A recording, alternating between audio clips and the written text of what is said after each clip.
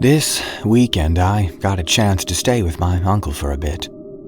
We never really talked much before then, but this weekend I learned so much. It started over dinner. We made small talk and I complimented him on the food. And my aunt said he learned all he knew from the asylum. My ears perked up a bit. Were you in an insane asylum? No, he laughed. I worked with the people in the kitchen. Cooking helped calm the people, but I also sometimes had to deal with all hands on deck situations. This really perked my interest. I've always been interested in insane people, and I'm not sure why my mom never mentioned that her uncle, he's our great uncle, worked at an insane asylum. Maybe she didn't know either. I immediately asked for another story, and I told him I could handle the worst of the worst. But he didn't want to go to all that. Instead, he told me this story, and a few others. Instead, he told me this story.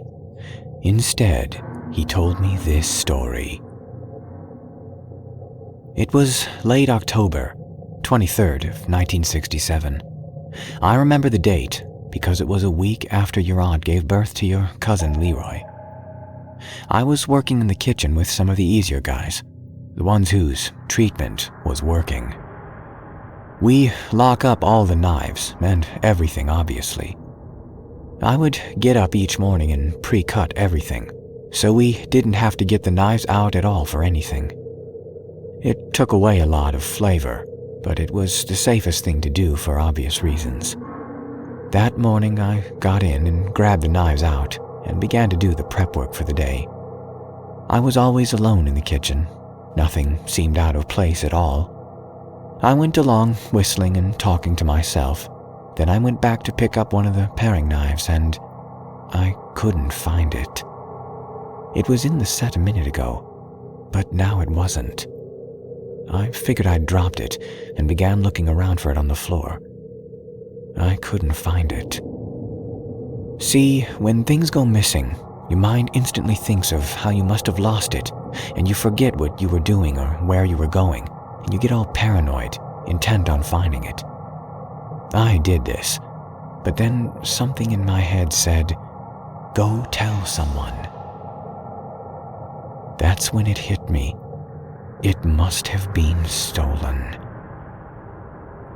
I had learned my first year that insane people have a way with going places they shouldn't be and magically disappearing. It's our job to make sure they don't disappear out of the asylum and into public. But this, a knife? It could be deadly. I ran outside, locking the door behind me in case whoever it was still in there, and ran out to tell someone. The whole place went on lockdown. Everyone and everything was searched, but we couldn't find the paring knife. At this point, everyone, and I mean everyone, was accounted for. We all went into the kitchen and searched. No knife. Everyone else asked me if I knew for a fact it had gone missing. To prove it, I showed them a potato I had peeled that morning with it. We all agreed that it was weird, but I'm sure you know that sometimes things can literally disappear into a void. I blamed myself, and I offered to pay for a new knife and apologized for the inconvenience. But we all agreed that the safety of the staff was the most important thing. Still nervous, I asked for someone to help me in the kitchen, just in case there was an unaccounted for crazy lurking, I don't know, on the ceiling or something. I actually looked up to see if there was something or someone up there. One of the guys felt bad and hung out with me in the kitchen. Probably an hour into it, while we were joking, I was feeling much better when we went into another lockdown. Over the intercom, we heard for everyone to stay where they were and keep the doors locked. That was different. Lockdowns usually meant you do that until the place is cleared. So why the clarification? Me and the guy I was with kept working away, and when we were done, we were still in lockdown. I phoned the front desk, and a weird voice answered. "Insane Asylum full of creeps and geeks. How can we fuck you over today?" I looked at the phone and hung it up. I basically thought at this point we were in trouble. In 1967, we didn't have 911, so I phoned the local police and let them know that I thought the asylum was in a great deal of trouble. We waited in that kitchen for about 4 hours before a police officer showed up. He asked us to open the door. Me and my friend just looked at him strange, as if wondering if it was real. We both held knives behind our backs, looking a bit crazy ourselves. Then we saw the head doctor, blood all over his coat. He said, "Let them in, boys." We opened the door. Naturally, we begged to know what had happened. Apparently, one of the employees had stolen the knife when I was washing some lettuce in the sink. He waited for the all clear, then began opening the cells of the crazy people and trapped all the workers in the closet. One of the insane people stole the paring knife and killed him, then went around attacking other insane people in the hallways. My phone call saved a lot of lives that day. Without it, and being in that locked room, I'm not sure how long those men would have been trapped, and how many of the insane would have died by one stupid paring knife. It was truly a terrible day.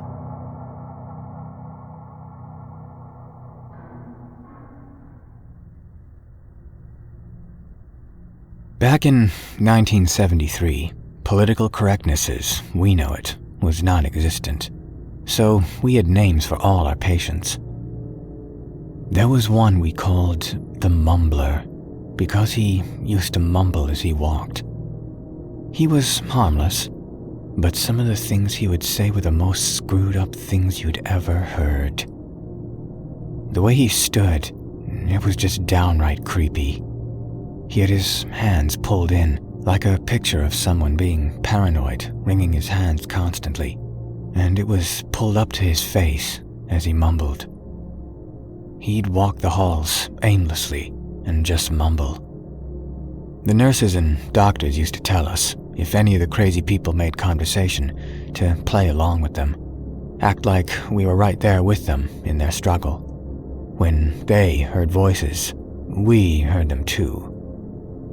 I used to play along like this sometimes, but I don't work with true crazy people much, and when the mumbler joined the cooking classes, he was pretty well useless. He just stood there and mumbled. One day I tried again to see if he would join in. I walked up to him and realized right away that he'd soiled his diaper. He smelled absolutely awful. Now, don't get me wrong, I cared for these people. That's why I was there. I called out a nurse and out loud said he crapped himself. Most of the time, these crazies know they are crazy and don't care when you say stuff out loud like that, and more than likely are totally oblivious altogether. But this guy screamed so loud, it was ear-piercing. This scared everyone in the room, and he kept repeating it over and over. The nurses gave me a mean look and took him away screeching in the halls about how he defecated himself. I knew this one was probably one of those guys that was found painting the walls of his own house with his feces. I didn't think anything about him other than how weird he was. Crazy people are crazy, and yes, it was out of the ordinary, but not really when you consider those sick experiments those people went through. He never came back to classes after that. 6 months later, I was walking down the halls when I saw him again, this time without a nurse. I figured he had gotten out. I asked him where he was supposed to be. Even though you know for a fact a crazy person isn't dangerous, you still need to make sure you don't just walk up and grab them. I knew this after years of getting attacked by them, so I kept my distance, and he didn't respond. He just mumbled. I listened to him, and I could make out this. Mom, I killed Mom. Daddy, I killed him too. Dad killed him too. Jerry hurt me first. He had to die. But Sissy, why did I kill Sissy? Why did I kill Sissy?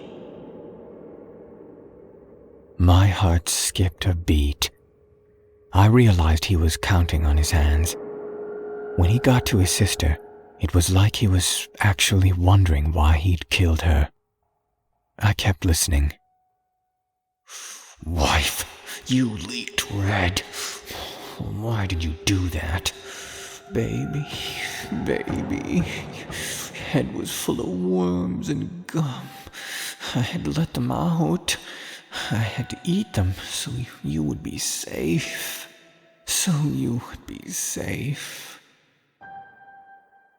I wasn't sure how to handle the situation, but I was pretty sure the mumbler was a guy who snapped, killed his whole family, and it turned his brain into mush. I looked at him and said, Harold, buddy, let's go see the nurses. He looked at me with black, beady eyes. His hands stopped moving because he stopped counting. My heart started racing. He looked at me and said, Why do I kill? When will the voices stop? When will the voices stop? Like I said before, the nurses always said, play along. So I did. Harold, what are the voices saying? God, I knew this was a loaded question. Kill. They always want me to kill. Kill people. They told me we were all trapped, Bill. He grabbed his skin when he said trapped. This guy seemed to be told that we are trapped in our own bodies, and when we die, we are released. I don't think he was trying to discuss philosophy with me. My heart started racing again. His hands went to his sides. He had no weapon, but he could still attack me. I had to think on my feet how to distract him and get the nurse's attention without escalating the situation. Harold, let's tell the voices together to shut up, I suggested. He nodded. Let's yell. Ready? 1, 2, 3. Together we screamed shut up for about 10 seconds. The nurses, of course, came running and took him and detained him. He immediately began struggling as they were so rough with him. He repeated shut up over and over. Then he just screamed nonsensically over and over, and they put him in a straitjacket and hauled him off to his room. I was obviously obligated to write a statement for the incident. I let the doctors know what I did, and the head doctor praised me and said I'd handled a tight situation rather well. Never ever approach a crazy person with the idea they are going to be calm and collected just because they've been through therapy. The doctor closed his door behind me and asked me to sit down. Do you know why he is here? He asked. Of course I didn't, and I told him so. He was normal like you and I, but when he came back from Vietnam, his mind, it never left the war. One day he just snapped. He started screaming and killed his entire family. He looked at me and paused. I knew there was more. They found him, Bill, eating the brains of his child, his baby Bill. I looked wide-eyed at him and said, "What the hell?" I remember how Harold had talked about worms in the head of his baby. The doctor turned around and looked out the window of his office. "War is tragic, Bill. Harold is unfortunately one of those people we can't help. We can't kill him, Bill. So he just sits in the hospital, heavily sedated, counting the people he's killed. I'm not sure how he got out, but if he is ever unattended or given a weapon, I don't know what he would do." The doctor grabbed his pen off his desk and toyed with it a bit. "Bill, sometimes I wonder if we'll ever end up like him. One day you're a normal guy, the next you're a psychopath walking the halls of an asylum, defecating yourself, and counting all the people you've killed. Sometimes I just wonder." He paused for a minute. "If they are just better off dead." I looked at him strangely. "No, Doc, you and I are sane. I think there's more than just trauma at play. He's probably genetically unstable. You and I won't ever end up like that. And they are worth helping." I always felt like I needed to be the voice of reason. Asylums were for the better. If nothing else, it kept the crazies off the street. He leaned in on his table and looked me square in the eye. "Bill, the reason we keep people like him here isn't to help them. It's to study the brain and prevent others from becoming like that." He pointed off to the side. This hit home. He was right. Only a few of us here in the asylum actually cared about the insane ones. But it still makes me sick to think that the doctor thought so low of those people. A vet who went crazy, now crapping his pants every single day, and a doctor who just saw him as another science experiment.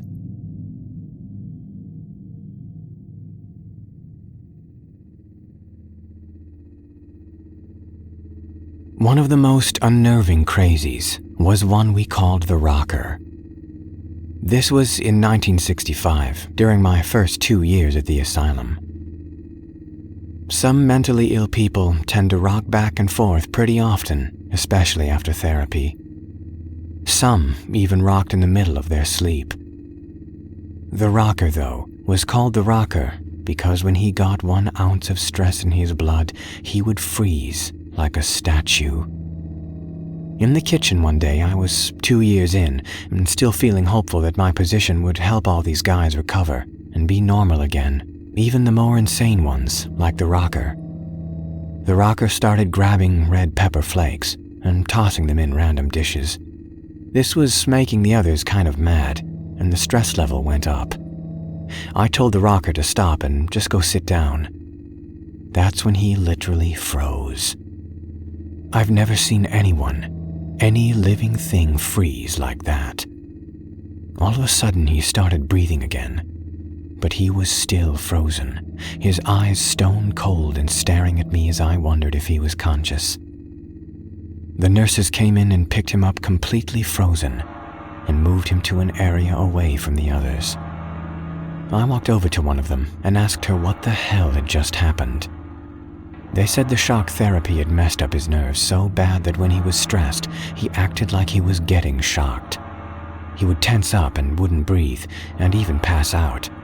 But his nerves would still keep firing, and he would get stuck until waking back up, and his nerves would calm again. This freaked me out.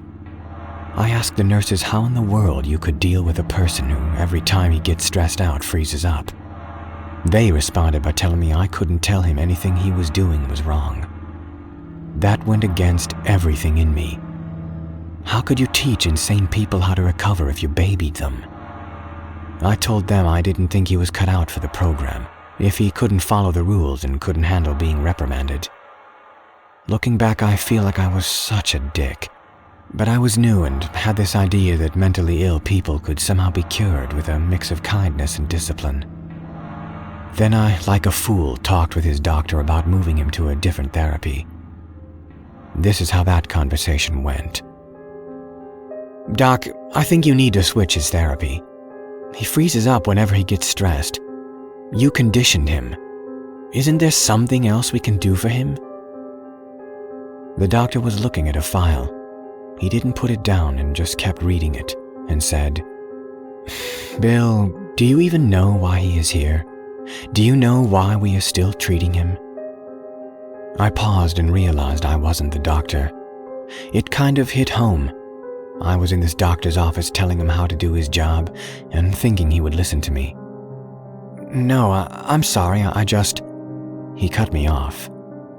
This is a man who was, by keyword, a psychopath. He was able to look around a room, locate all the exits and weapons, who was able to take him, who was able to hurt him, who he could kill first in a matter of seconds. So we conditioned him to freeze up during stress, and now he's cured. I understand if you don't want him in this class, but we can't switch his therapy, and I don't want him going back to his killer instincts. The therapy is working." I looked at him with wide eyes. It was like he knew it was wrong, but didn't want to admit it because the guy wasn't hurting anyone. "With all due respect, he's not cured. He's a psychopath who seizes up every time he thinks the word kill." The doctor put down his folder. "What do you want me to do, Bill? He killed and killed and killed. Finally, they caught him. He was sent to be cured and monitored." I was so angry, but I didn't want to lose my job and I wisely shut up. "It's a success story, Bill. We are able to turn monsters away from killing. If we can perfect it without the seizing, we might put prisons out of business. Just relax." I was furious at this point. Relax? Relax? How did he get off taking crazy people and numbing their minds to mush just to save them? The story's not over, though. The next day I asked to talk with the rocker. I told the nurses I was going to apologize and let him know it wasn't him I was angry at, just the situation. I was young, so naive. I went in and sat on his bed with him. He just looked over at me, and his eyes began to twitch, a look of anger coming across his face. "Listen, I know you're getting therapy. I just wanted to let you know that I understand you're mentally cognizant, and just wanted to apologize for earlier." I looked at his eyes. His hands moved to my neck with lightning speed, and he seized his fingers around my neck. I could not breathe. I tried to yell but couldn't, so I just started gurgling on my own spit. I thought, "My God, I'm going to die right here in this cell." I saw in his eyes anger, hate. In came the nurses.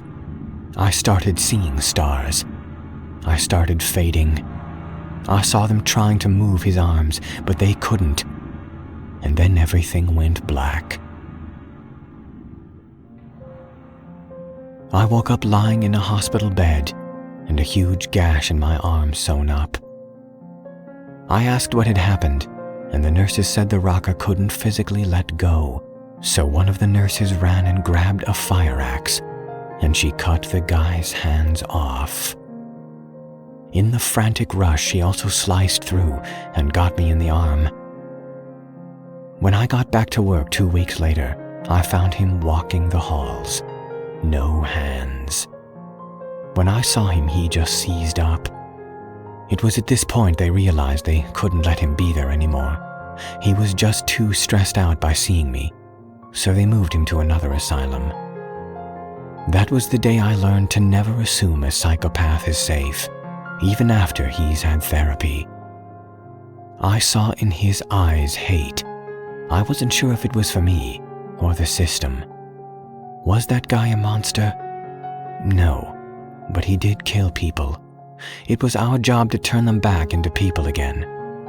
Shock therapy wasn't making him less of a psychopath.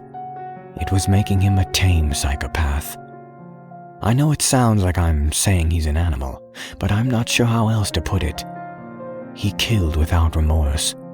I don't know what to call that, but I still had hope for him. And I suppose I still do, just from a distance. The one thing I could never figure out is why the rocker put the red pepper flakes into our food. I just wonder if he realized it was the only way he could cause pain to people without stressing himself. Since he couldn't talk, I probably will never know. I think if I was to go in his head, his thoughts would be, "Screw this place, screw these people, screw this life." And that is a dangerous place to be in. Psychopaths are very different from people like the Mumbler. They are so sick, we don't even know how to fix them. The Mumbler can be talked to. He can be told not to listen to the voices, even if medicated. A psychopath just does. He does without feeling or emotion. He would have killed me and not thought about the why. He doesn't count his killers because he probably doesn't remember them, nor does he care. I just wish I knew how to help them.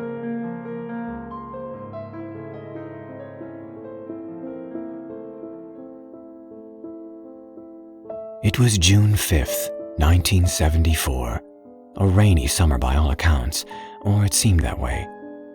Me and your aunt had just renewed our vows and fallen deeply in love again.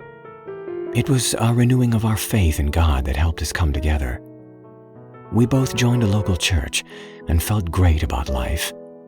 Things were going so well for us. We had just bought a 3-bedroom house with enough room for both our kids. The US, however, wasn't doing as well.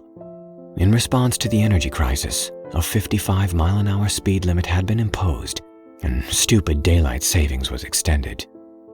Global recession was causing an uprising in patients at the asylum. So many people wanting to get rid of their children, while people collapsing under the pressures of the world. Me and your aunt, however, were doing well. The kids were in school, so your aunt got a part-time job working at a library, making a good wage. The 2 incomes were keeping us very well off in that dark time. But I always felt in darkness at the asylum, especially that year. In 1974, the head doctor of the asylum made an announcement that he believed diet was the proper way to respond to autism. He felt that what the kids ate made them antisocial and stunted them developmentally. He began to do what he called a test treatment. It was more than a human experiment. He told me that some kids should eat only veggies. Some kids should eat all meat. Other kids would have no limit on their food. And one would have only water to drink. A child named Ashley. Each child was given a pill. According to the doctor, it had some sort of medicine that was supposed to give each child exactly what they needed for nutrients. I suppose a vitamin, basically. Something was sketchy on all the accounts with it. I didn't like it at all, but I had my orders, and it was only supposed to last a week. But 2.5 weeks later, I was seeing no change, except in the weight of the children. It wasn't my job to do anything but cook, but the autistic kids were my kids. I loved them. They were different and picked on for no reason. So what if they didn't talk much? They were really brilliant. The doctor described them as unfeeling, childish, and recluse. The one who they starved, Ashley, in 2.5 weeks was almost skin and bones. Her beautiful blue eyes always captivated me, but for the last 2 weeks, I couldn't look at her as she cooked in class and grew weaker and weaker until she stopped feeling it all. She would just sit in the corner unresponsive to the nurse's commands to go. One day they had the audacity to ask me if I wanted Ashley in class anymore due to her behavior. That's when it hit me. I marched over into the doctor's office and told him he needed to stop the experiment. He looked at me odd. "What experiment, Bill?" I looked at him with a dirty look and leaned in on the table. I was furious. "You know damn well what I mean. Your goddamn treatment is killing those kids." I was shaking with rage, and he could tell. Have you noticed the changes in them, Bill? I have. They are improving. I saw one the other day interacting with the other kids. My fists clenched. I thought right then and there I should have snapped his neck. I felt a similar insanity that I'm sure many of the patients felt, but I stopped myself. Killing him wouldn't cure the kids. He had no understanding of what autism like, the way I did. He may have read 1,000 books on the subject, but I saw those kids every day. Every day. I ran out and looked for Ashley. I found her in her room. I looked around to see if any nurses were around to stop me. None. Then I opened the door and took her by the hand, telling her we were going on a little adventure. I stopped and smiled at her. She was only 13, and she looked at me with eyes so helpless. Ashley, we are going to help you, okay? There will be yelling, but you and I both know that you need help right now, okay? I explained to her as best I could, and she nodded slowly. My heart broke, but I had no time for tears. I pulled her with me all the way to the doctor's office. He just stared at me. What now? He demanded, seeing me. I pulled Ashley in front of me. I held her bony arm up and yelled, "Is this what you call treatment?" Ashley began to cry. She choked a bit, tears rolling down her face. Oh, look, emotion. I guess it's working, doctor. Won't be working for long, though, because she doesn't get any food, and she's going to die. I slammed my hands on the table and looked at him square in the eyes. His eyes were so wide I thought he was going to fire me right there and then. I didn't care, though. Ashley's life was more important. To my surprise, the doctor began to stutter. Now, Bill, the treatment is going to be over tonight. Tomorrow we will return the kids to their normal diet. I looked at him and leaned in close. Feed her now, I said between clenched teeth. I'm sure my face was red, and nurses broke in at this time, seeing what was going on and seeing Ashley crying.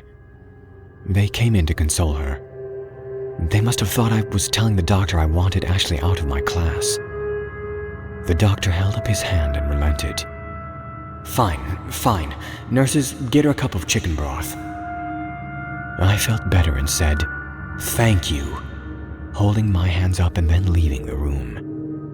But I was promptly taken to the head doctor's office and told not to mess with the treatments again. I told him Ashley was an exception, and if I ever saw a patient that was withering away or dying, I would help them if I could. The head doctor agreed that in this case I could be forgiven, but to be careful from then on how I intervened. For Ashley, however, it was too late.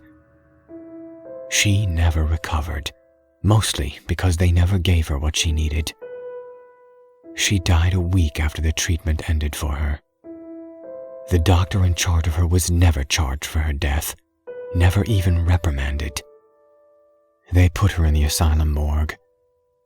Her family had abandoned her, so I told the mortician I would purchase a spot for her in the graveyard. I had a small ceremony with a few of the nurses and my colleagues who cared as I did. I don't think I ever sobbed so much over a patient. Ashley was a beautiful little girl. She never deserved how she was treated. She had so much hope. She was doing so well before. She would smile, even laugh during class. She was even interacting with others she trusted. Her anxiety was down since she came into the asylum. She was learning to live again in the big world alongside her autism. I told the head doctor after that I should like to be consulted about students' well-being, as I spent every day with them. I told them the nurses should too, but those bastards didn't listen. Food treatments weren't regulated, and a nutritionist was put on staff that needed to be checked to see if they could withstand the treatment. I will never forget Ashley. Autistic kids are so misunderstood. They need love and compassion. Just because they're silent doesn't mean they don't feel. When they know you, they open up and you can help them through tough situations. She should have never been in that asylum. She should have been in a loving family, gone to school, gone to prom, and grown up and become a successful person. Sure, some of them can't speak, but they're still people, and they feel as well as you and I.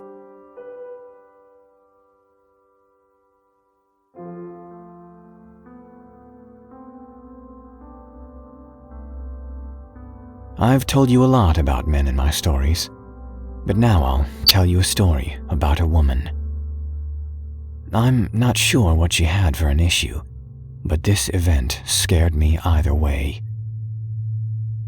I was leaving for the day when I heard a huge commotion. There are times when you know it's just someone having an outburst, and then there are those other times when you know there is something really wrong. I rushed over to see what it was. A woman was screaming in the corner, surrounded by 10 people, some nurses and some doctors. All of them were keeping their distance because the woman had a knife. Get back from my baby. She held a knife in her hand, pointing it all around her. Her voice sounded deep like a man. Oh God, it's coming. Get a nurse. The knife went down, and she put her hand on her stomach, this time her voice almost sweet. The nurses tried closing in, but the strange man voice came back, and the knife went back up again. You bastards. Come any closer and I will gut all of you. I'll gut all of you. Then the sweet voice came back. It won't come out. It won't come out. It won't come out. I need help. Then she turned the knife to her stomach, and she slid it in. Moving it in a horizontal line, she bled through her dress immediately. For a few seconds she screamed, but began pulling her intestines out. Then she yelled, Where's my baby? Where's the baby? A scream like I have never heard came out of her, and then she passed out, slamming her head on the floor. I had seen a lot by this time in 1979, but this gripped my stomach like a vice. I ran to a nearby trash can we kept in the halls and threw up for many minutes. The nurses and a doctor got a gurney and put the woman on it and rushed her away. One of the doctors passed me and asked if I was all right. I just shook my head no. What the hell was that? I said, tears coming down my eyes. I'm still not sure if it was from me vomiting or from what I had just seen. The doctor looked down nervously at his own hands. I don't know, Bill.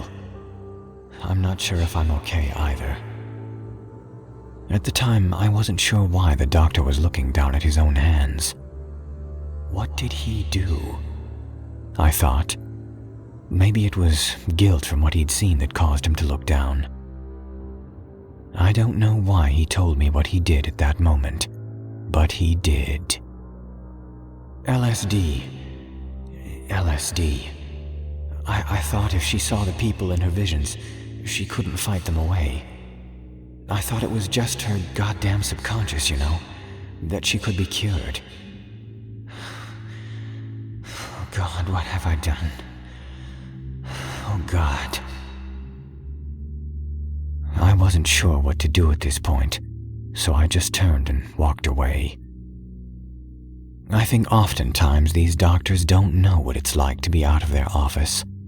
They do treatments, but never really see the results as they happen. I'm not sure what happened to the girl. She wasn't in my class, and I wasn't able to go find out either. The doctor, though, who had talked to me in the hall, went home, and that week he hung himself. I'm not sure if he had other things tormenting him in his life, but maybe nothing he did was working, and he finally felt the pressure of failure. Nothing is more telling than watching a woman gut herself alive in front of you, all of it because of what you did. I began to wonder how she got the knife. I knew there was more to the story, but I couldn't investigate like days gone by. I needed to be on my best behavior because of the incident with Ashley, the autistic girl. I attained the doctor's service. The priest reminded us all that mental illness affects everyone, not just those who are in the hospital, but those who are helping others in the hospital. I too wanted to get up and preach from the pulpit, but about what was really going on. How that doctor wasn't treating the girl, and how he thought LSD was going to cure someone. I shook my head and bit my tongue. Who gives LSD to a mental patient? I kept having nightmares about the girl, cutting herself open, pulling her intestines out. It was a recurring dream that I couldn't get out of my mind. I had to visit the pastor and had to have him pray for me 5 times before I finally got the images out of my mind. I just don't understand what that doctor was thinking. After that day, I began hating that place. Not the patients, but being there. I found out that the head doctor, who had been my friend in college, and the person who had helped me get the job, was going to be leaving. Now my head was on the chopping block as far as a job was concerned, and now I couldn't just intervene for the patients anymore. I wanted out, but wasn't sure where I would go. I had been there for over 15 years. Where could I go? I wasn't ready to retire either. I knew it was useless trying to quit, so I decided to stick with it for at least another few years. Little did I know what was in store for me.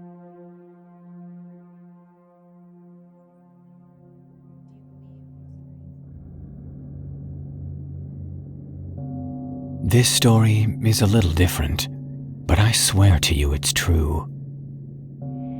One night on June 29th, 1967, I decided to work a little late in the kitchen, cleaning up some hard-to-reach areas and just extra stuff. I wanted to start saving for Christmas, and I figured a little overtime would be a good way to get it done. I swear this happened. I began seeing things, hearing footsteps, even audible whispers. I thought nothing of it. It was a large room, so I figured noises reverberate, and who knows what might bleed through these walls. What really tipped me off that something weird was happening was when I heard the sink dripping. I thought that was odd, so I walked over to it to see if the gasket needed replacing. When I got there, I noticed there was no dripping, and the sound stopped. My blood went cold at that point, and my heart rate went straight up, and I started freaking out a bit. Then I heard a whisper and a little giggle. "Hello?" I shouted. Maybe one of the patients got out of their rooms, I thought.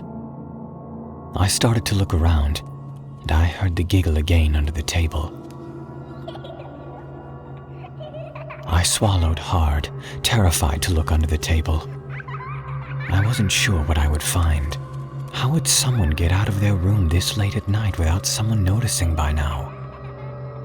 I closed my eyes and began to slowly squat down on the ground. I opened my eyes and saw what looked like a 12-year-old little girl with sunken-in eyes.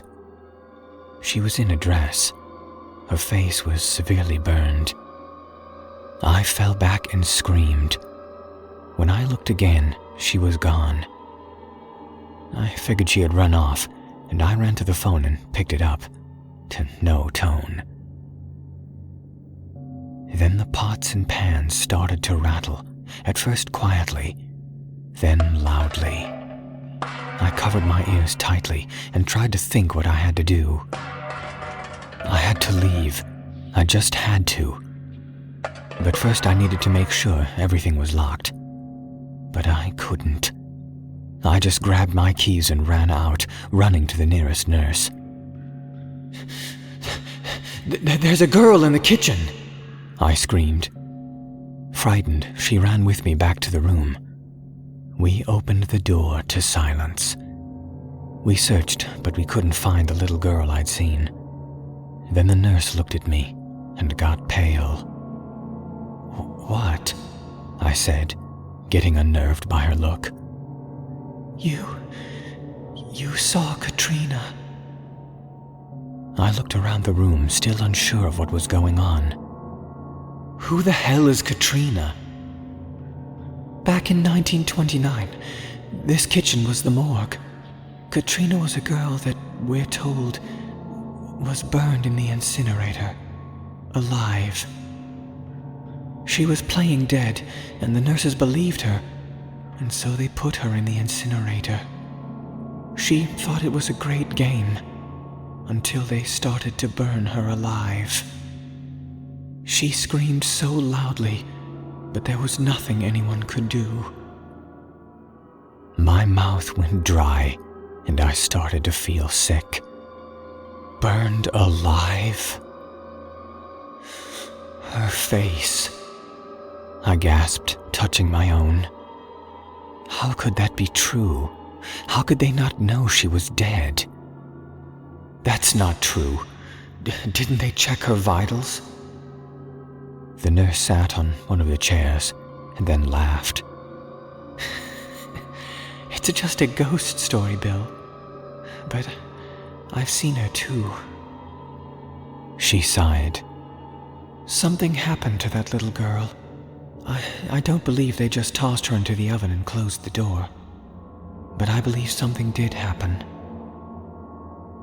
After the nurse left, I began closing everything up and locking it. Then the nurse and I left the hall. I said goodnight and left. Something terrified me all the way home. I couldn't stop looking in my back seat. I felt like that girl, Katrina, was somehow watching, somehow there. That night I dreamed of her. It was a room full of fire, and she was standing there, just walking through it all. "They didn't think I was dead, Bill," she chuckled. "They just wanted to get rid of me."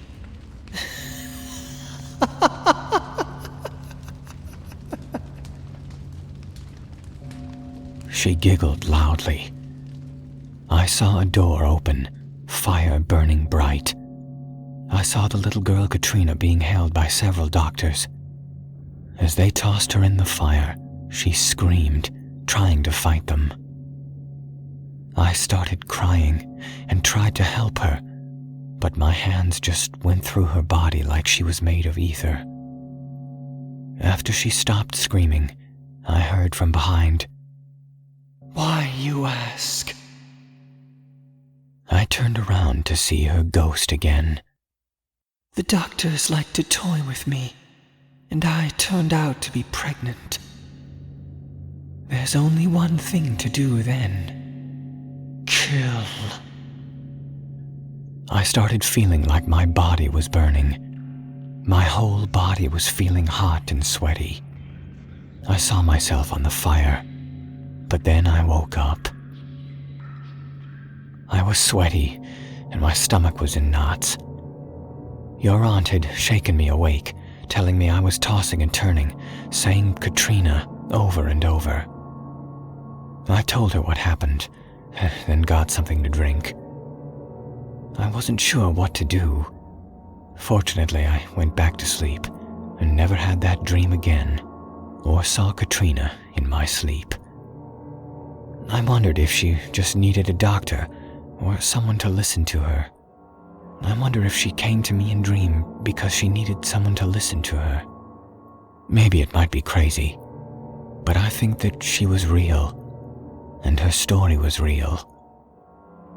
I talked to the head doctor, my friend, about what it was like here before I came on. He mentioned it was just like it had always been. Since he was only there for 3 years before me, I don't know that he knew if any of the rumors were true. But I'm telling you, Vincent, call me crazy, but I believe Katrina.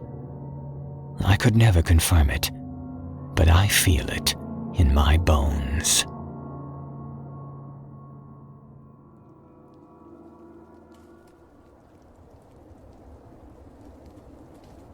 When I first started the job, I lived fairly close to the asylum.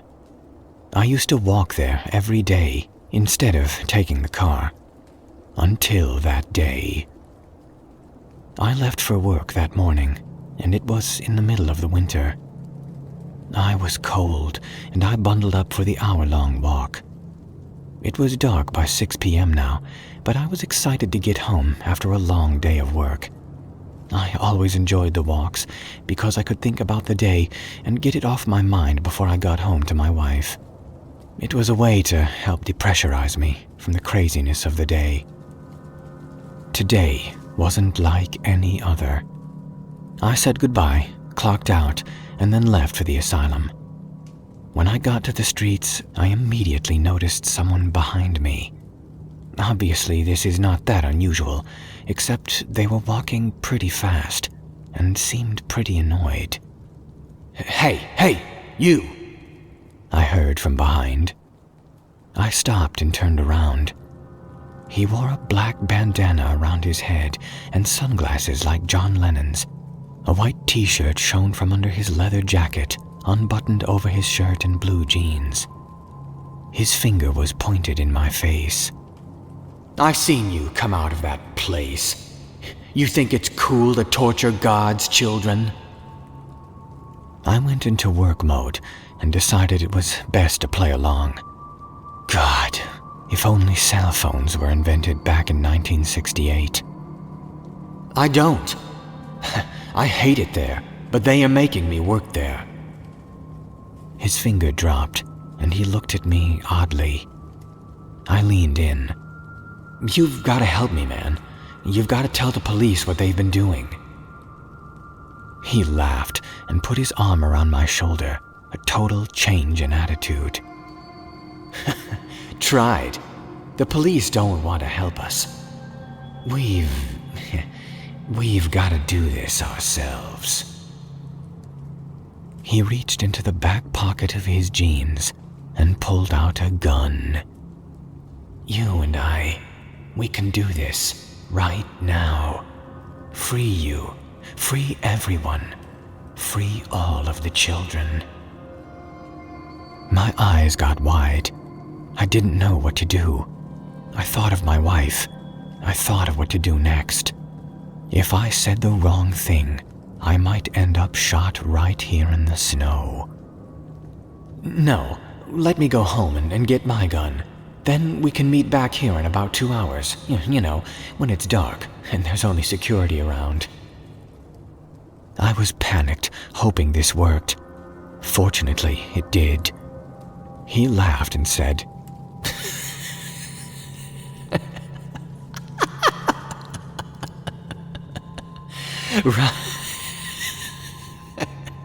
Right on, brother. Go home, get your gun, and I'll meet back here. He winked at me and walked the other way, muttering something. I ran as hard as I could to the police station and let them know what had just happened. They went to the location with me, but couldn't find the crazy man. Meanwhile, I went home and told my wife what had happened.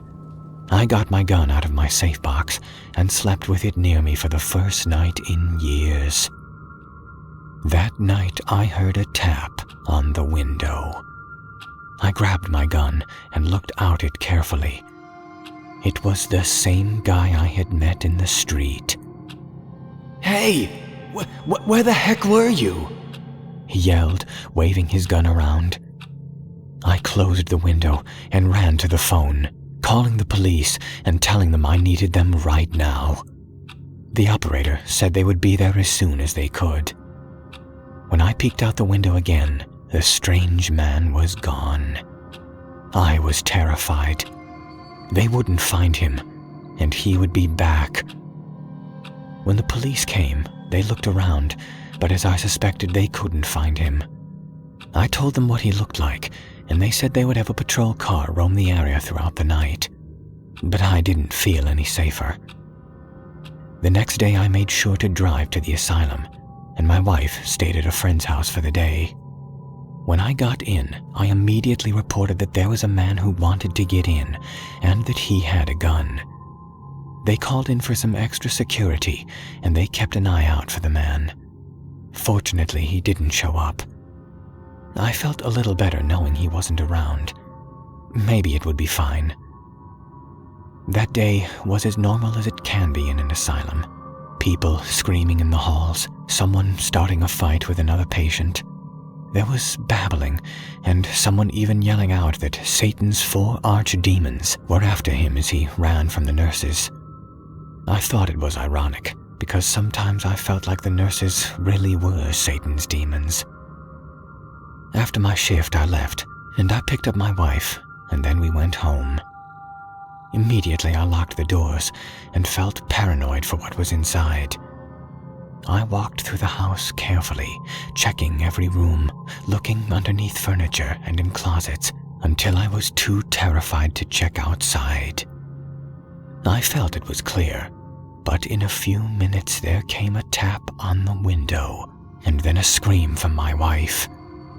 I ran down the stairs and pointed my gun out the window. "Come on, Bill. It's me, Jerry." I tried to rack my brain for who Jerry was. I remember he was a crazy lunatic they thought was cured after giving him some sort of hydrotherapy. He showed me his arms, and they were cut from the elbow down with little marks. I kept cutting until the therapy wore off, Bill. The voices... The voices are just too strong. They know what needs to be done, Bill. They know. I have to set them free, Bill. You know just as well as I do. I cocked my gun. "Jerry, I will shoot you if you come any closer to my house. You're not welcome here. You are sick. Go back to the doctors." Meanwhile, my wife had called the cops, and they were on their way. I knew it. He sighed and pulled out his gun. I knew you were with them. I knew it. He pointed his gun at me. The thing is, Bill, I can't die. I'm a freaking god. I was sent by Odin. Hell, I'm Thor's twin, for God's sake. If I cock my gun... Jerry cocked his gun, and I pointed to my brain like this. He pushed the gun up to his head. "Don't do it, Jerry. You're not right. Put the gun down." I could hear the first echo of sirens in the distance. Bill, didn't you listen? I swear I can't die. Watch this. Watch it and be amazed. At that moment, Jerry pulled the trigger and blew his brains out. Your mom screamed and stared in disbelief.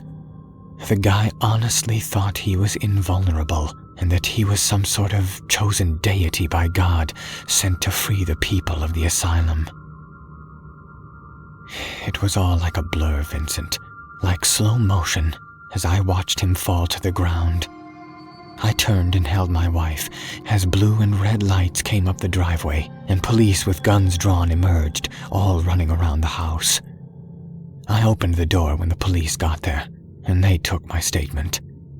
I was in total shock at what I had just seen. It just highlights to me how therapy like hydro and shock therapy doesn't really work. People just can't be magically cured with some sort of conditioning.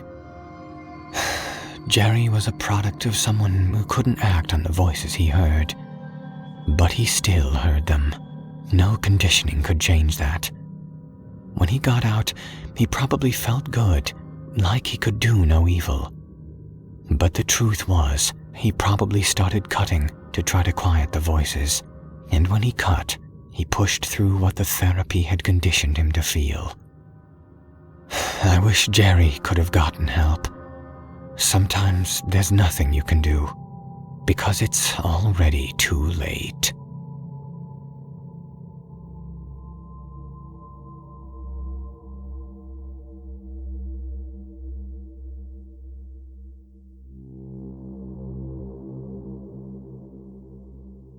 I'll be honest, I have a huge heart for the insane. But the screaming is what always got on my nerves. When I walked the halls before leaving, all you could hear was screaming. People would scream in the day too.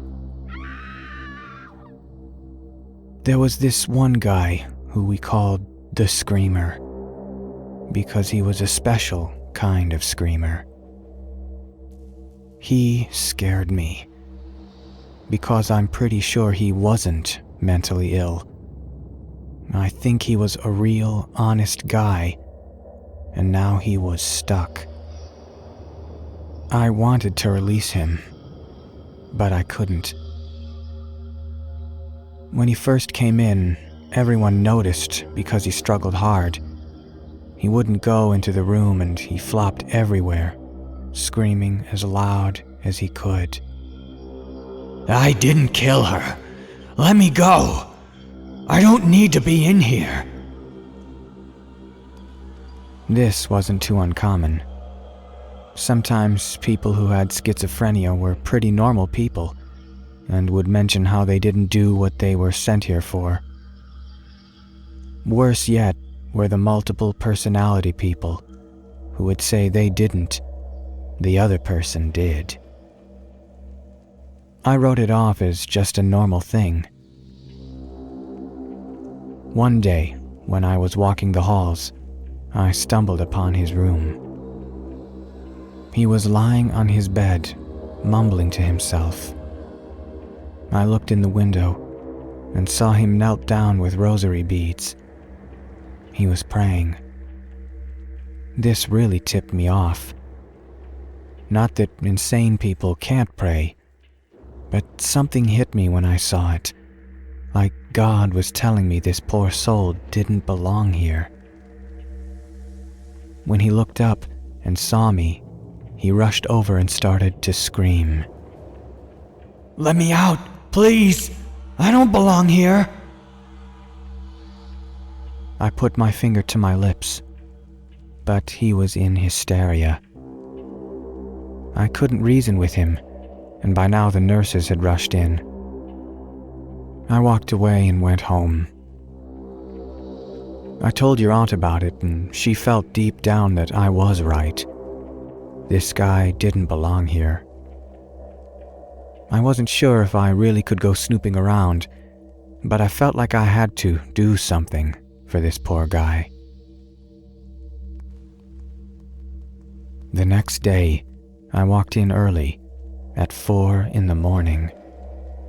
I walked in and could hear the screams and moans from the patients who were troubled. I walked to the guy's cell and looked everywhere. It's hard to sneak around these places when there's noises all around. I grabbed his file and looked at it quickly. He was charged with murder, found with a gun and his dead wife. His arms were cut, it said, and he was in hysterics. He was a Vietnam vet. I couldn't find any more, and I heard a door close, and I shoved the file back into the file holder and thought for a second. I figured he was a vet who was framed and had a bit of mental issues. In my gut, I knew he hadn't killed his wife. I thought of how in the world I could get in the cell with him and just chat. I went to the kitchen and cooked up food when I heard there was a lockdown. It took about 20 minutes. When I went outside to see what it was about after the lockdown, all I could hear was screaming from that guy. Unintelligible screaming. I ran down to see what he was saying. The man was literally going insane just being here. I can't fucking take it! Kill me, you Kongs! Kill me!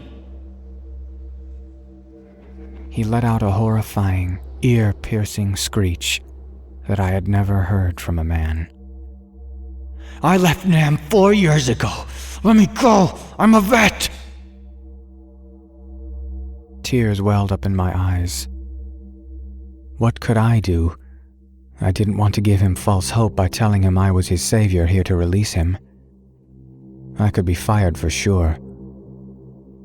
I went back to the kitchen to do my work, but all I could think about was him.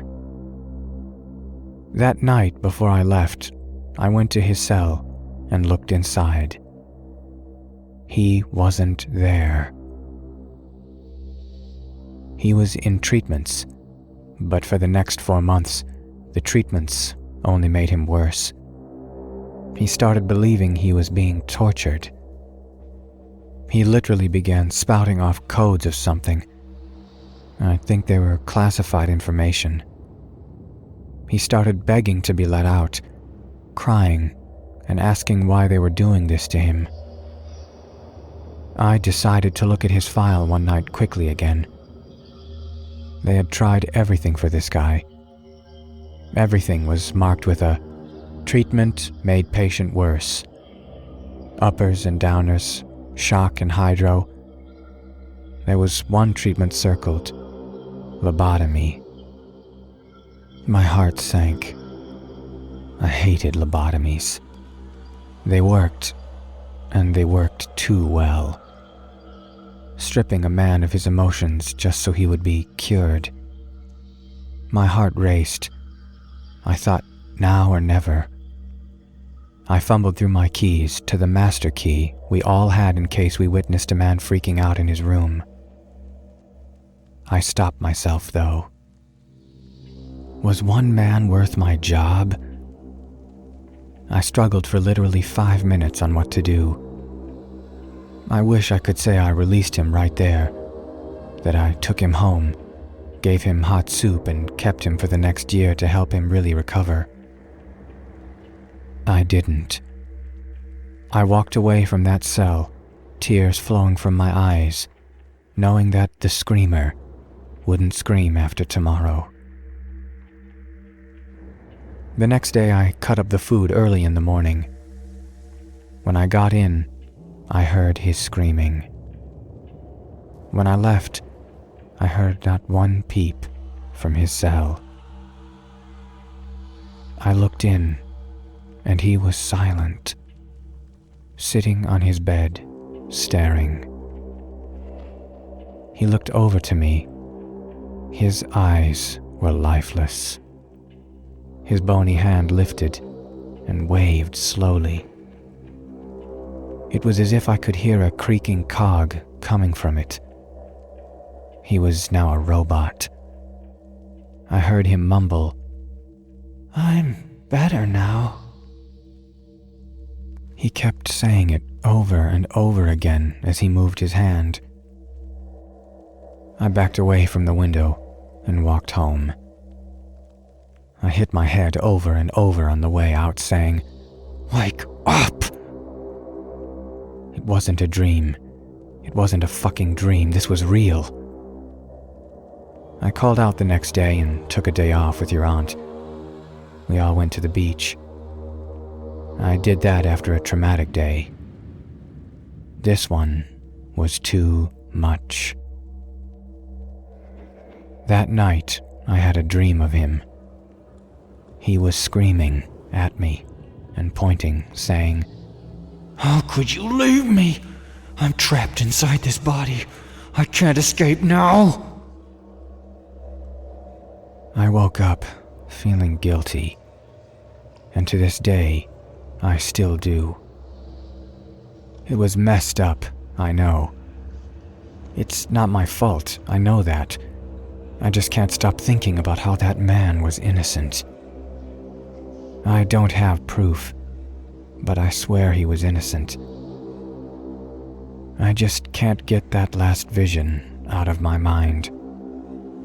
His hand waving slowly and robotically, and him just repeating, "I'm better now. I'm better now."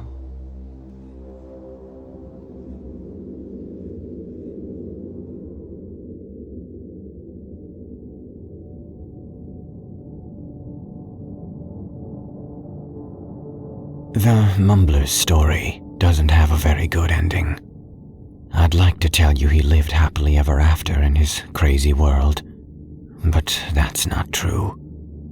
Every insane person has his endpoint, because they need to be cured at any cost. How do you prove to the community that the criminally insane is cured, though? No one wants a reformed murderer living down the street.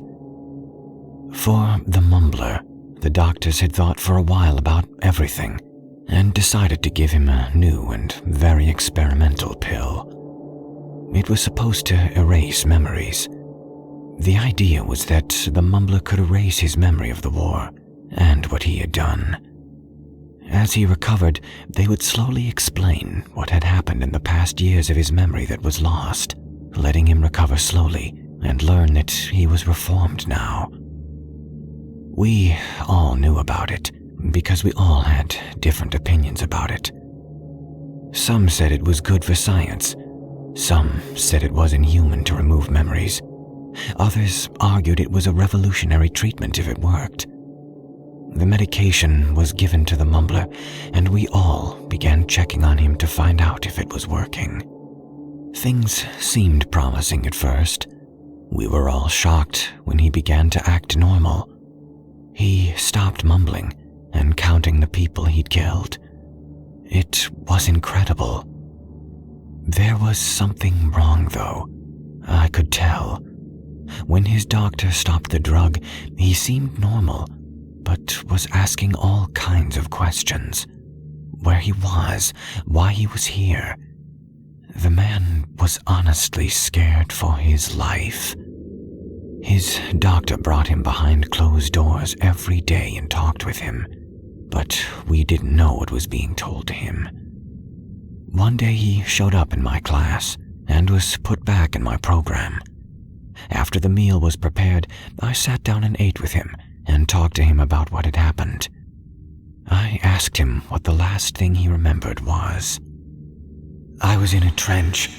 Viet Congs were shooting at me, and I got shot. I guess I lived, but the doc said I recovered, and only just recently I remembered who I was." In these situations, you don't know what to tell the guys what really happened. It would be like walking up and hearing no one around you is real. It's all fake, like the Truman Show. Well, you must be glad to be home then. He looked at me and looked around, then leaned in. "Did the jester just jump the candle?" I looked at him, very, very odd. I knew something was still off about this guy. "No, who's the jester?" He gave me a dirty look and sat back.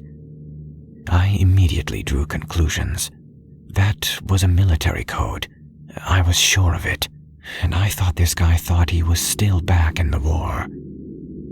After dinner, I went to his doctor and told him the conversation. I explained that this guy was probably still screwed up and needed further treatment of some kind to help him realize he wasn't in the war. The doctor ignored me and expressed his annoyance that I would make conversation with him about the war. "Why would you bring that up?" he yelled, standing up out of his chair. "I didn't bring it up. He did. I thought he was cured," I defended myself. "This is delicate research, Bill. Leave it be." He pushed me up and out of the door and shut it behind me. I was ticked as I left. There had to be more to the story. There was going to be a big breakdown if I didn't do something. My hands were tied though, so I did the only thing I could do. I educated myself. When I got home, I decided to call in to a detective I was becoming friends with. I asked him who this guy was in the military. He was Corporal Harold, last name, and was a decorated soldier, but also a Marine. He had been trained specially to kill, and apparently had been pretty good at it. "Bill, I mean this. Watch your back around this guy. He can kill with his bare hands. He doesn't need weapons." My friend was right.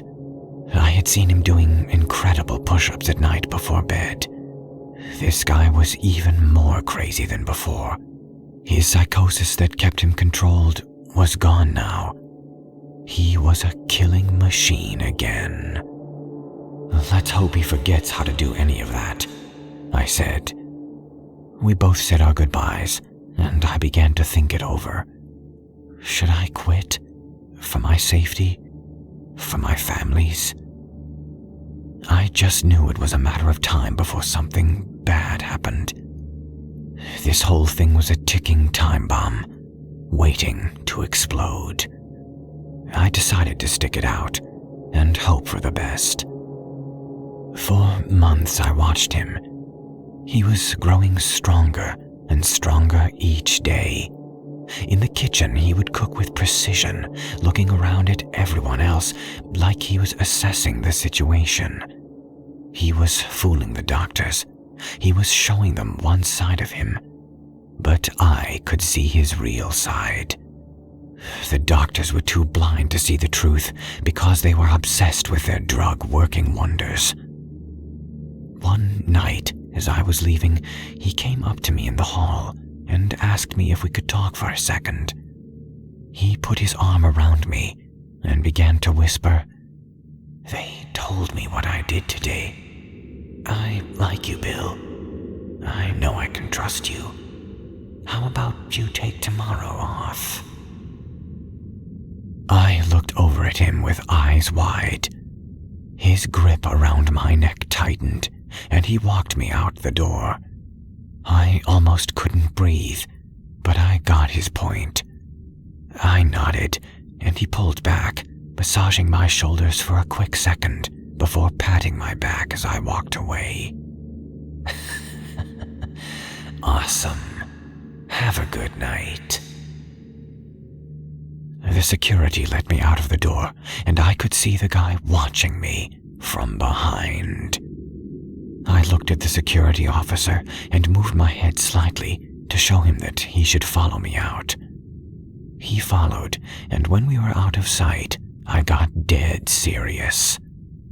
"That guy is freaking insane. He's going to kill people tomorrow. I just know it. You have to stop him. Why is he walking alone?" The security guard thought I had finally cracked. He grabbed me by the shoulders and shook me a bit. "Bill, it's okay. He's in recovery. He can walk the halls before curfew now. Relax." I shook my head and pulled away. "Listen to me, goddammit. He thinks he's still in Nam. You and I are just soldiers to him. He is going to murder someone. He is, if we don't keep an eye on him." I took a long breath and paced back and forth. I could tell the security guard was taking me serious now. This guy told me to take tomorrow off even. He said the doctors told him what he had done. That means soon he will be released probably, but he doesn't know that. He thinks that this is a damn prison camp. It was coming clear to the guard now. Okay, Bill. I'll step up security tomorrow. I took a deep breath and walked home, feeling better. Not for the guy, but for the workers. The next day I went to the beach with my family, and we all had a great time. I almost forgot that something was going to happen at work. When I got home, work entered my mind. I couldn't sleep that night. I was wondering what happened and could not wait to get up and learn. I was hoping no one was dead.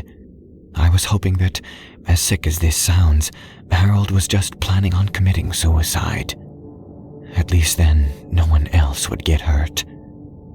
The truth was just hours away. I got up around 3 a.m., not able to take it anymore. I showered, ate breakfast, and put clothes on. I waited on the couch, shaking my leg from nerves and coffee. It felt like the times your aunt was giving birth. Sitting in the waiting room, wondering if everything was okay. As soon as it was late enough to leave and go to work, I rushed over. I got in and heard the very air of silence. I told you how there were always screams. Well, today, there wasn't any. I slowly made my way down the hall to Harold's former room. The window was cardboarded up, but I could smell blood from inside. There was a clear blood stain on the outside of his door. "Oh God, Harold, what have you done?" I whispered as I instantly pulled out my master key. But I heard something from down the hall. "Bill, don't. You can't go in there." It was the security guard. He was walking towards me, gun out, and pointed at me. I dropped my keys. "Whoa, let's calm down," I said as he drew closer and grabbed my keys, then pulled his gun back. "They're very serious about not going in there, Bill. I don't mean to alarm you, but it's being investigated by the police."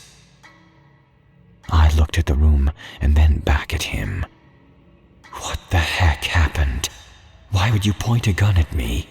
I asked. "Harold faked a seizure, Bill. When the doctor came in with the nurses to check on him and possibly adjust the dosage of his medication, he grabbed the doctor and broke his neck. The nurses tried to restrain him, but he started beating them as well. Security was called, but when we got here, the door was closed. When we broke it open, we found he had torn off the faces of the nurses and the doctor. He must have realized they weren't disguises. He charged after one of us, even though we told him to stop. So we shot him, Bill. We had to." I was horrified. I had warned the doctor. I had told security. I had done everything I could. But it was too late. You can't mess with memories. You can't just erase the bad ones to make it as if it didn't happen. The guy didn't believe the doctor. He thought this entire place was a setup. I bet he thought the patients were all soldiers, and that I might have been too. He was a strong man, an honorable soldier. He had fallen from PTSD, but they put him back in the war. The police came out, and the families of the nurses sued the asylum for not following proper procedures or something. But the asylum's lawyers fought and won the case, saying they had followed everything, but that the nurses had known the risks. Life went on as usual. The room was cleaned, I imagine, but was never used again for some reason. I bet if you went to the hospital, you'd find that room with cardboard still over the window, and probably locked.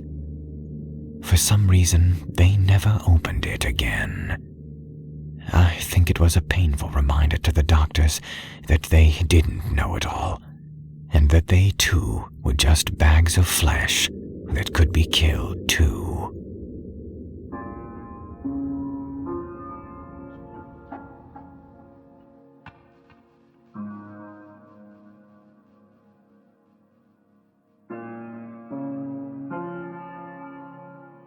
I know people sometimes think the asylum was reckless, but you have to realize these are only a few stories out of the thousands of days I worked there. I'm telling the worst case scenarios. Most of the time, the days were without incident. That being said, this story was my recklessness. It was night, and I had promised one of the patients I would bring them a pastry we had made in class. The nurses had okayed it, but I was busy and couldn't drop it off until later. It was about 6 p.m. I told your aunt it was late, but I would be home soon, and walked down the hallway to the room the patient was in. I knew something was up. As I looked through the window, I noticed she wasn't in her bed like they are supposed to be. She was walking back and forth, doing this weird thing. There's a famous noise Hannibal Lecter makes in The Silence of the Lambs. She was making that noise over and over while hitting herself in the face. I unlocked the door to help the girl, but left my keys in the lock. The door shut and clicked behind me. I turned around and my heart dropped.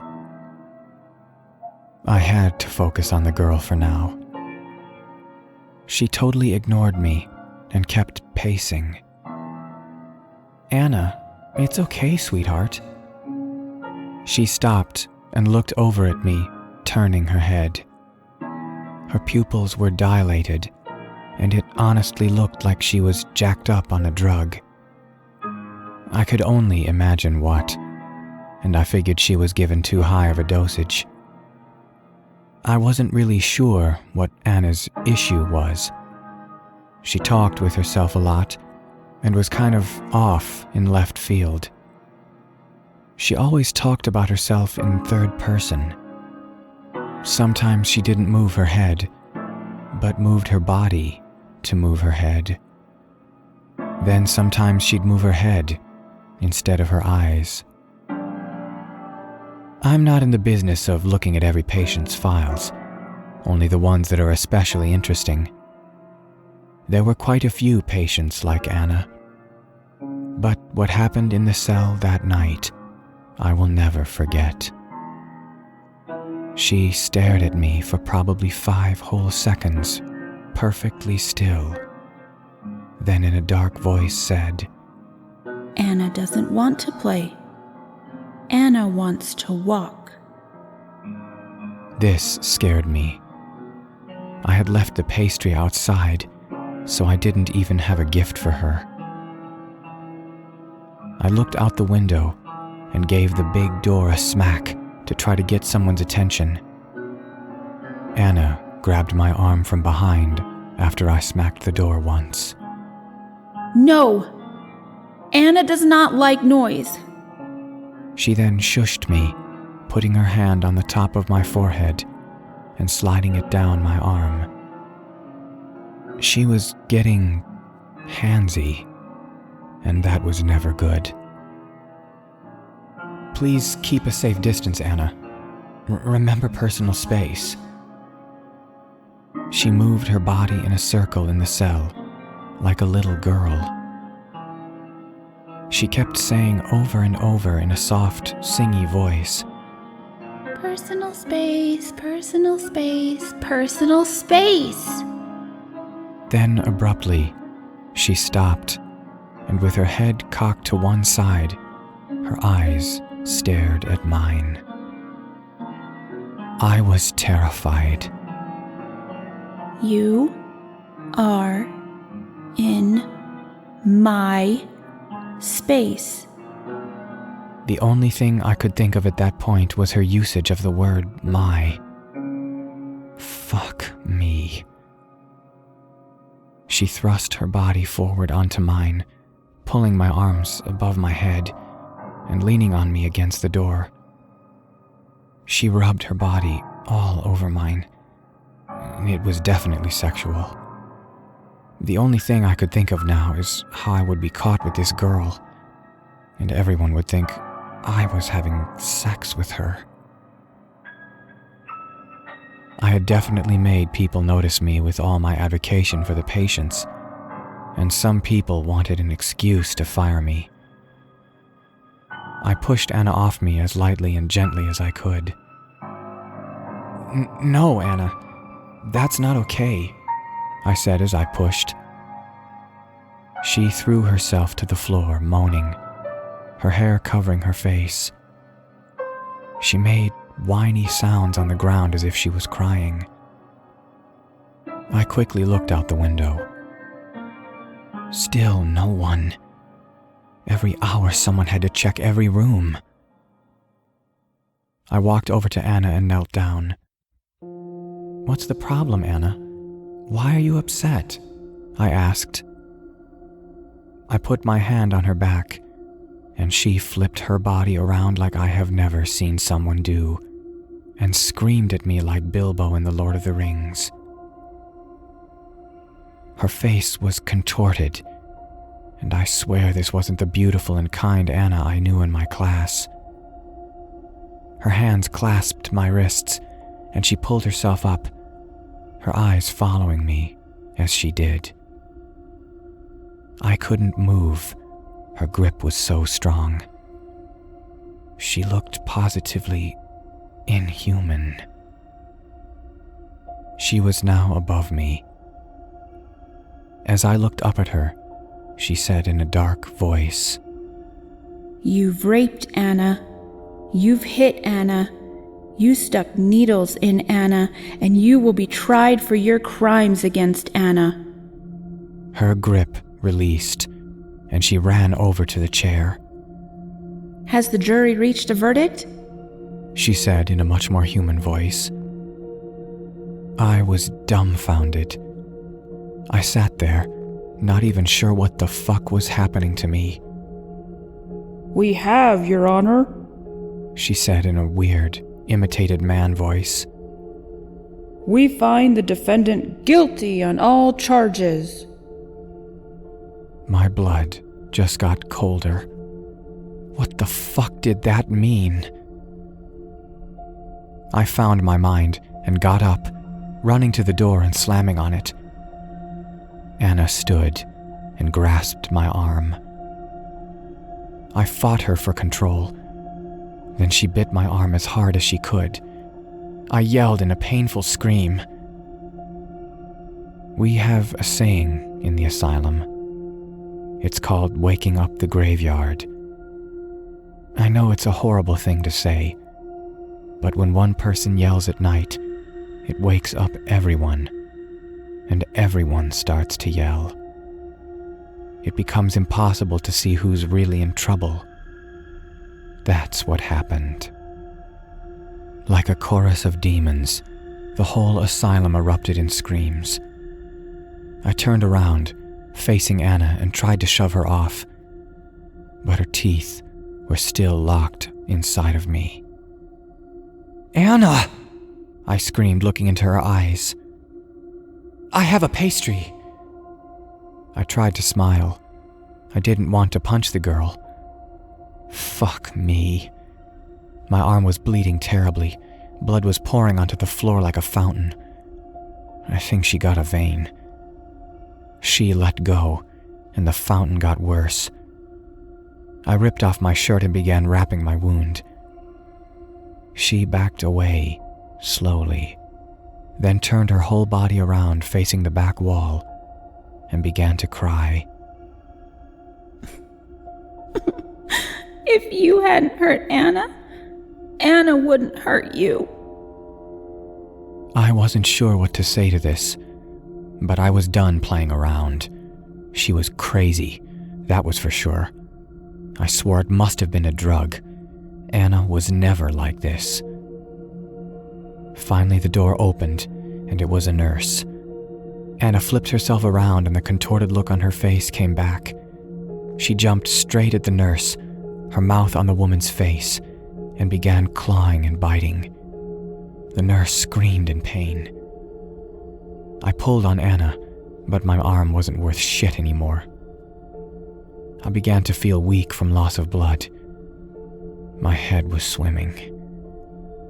A guard appeared, and then Anna let go and ran off into the halls, screeching like a banshee.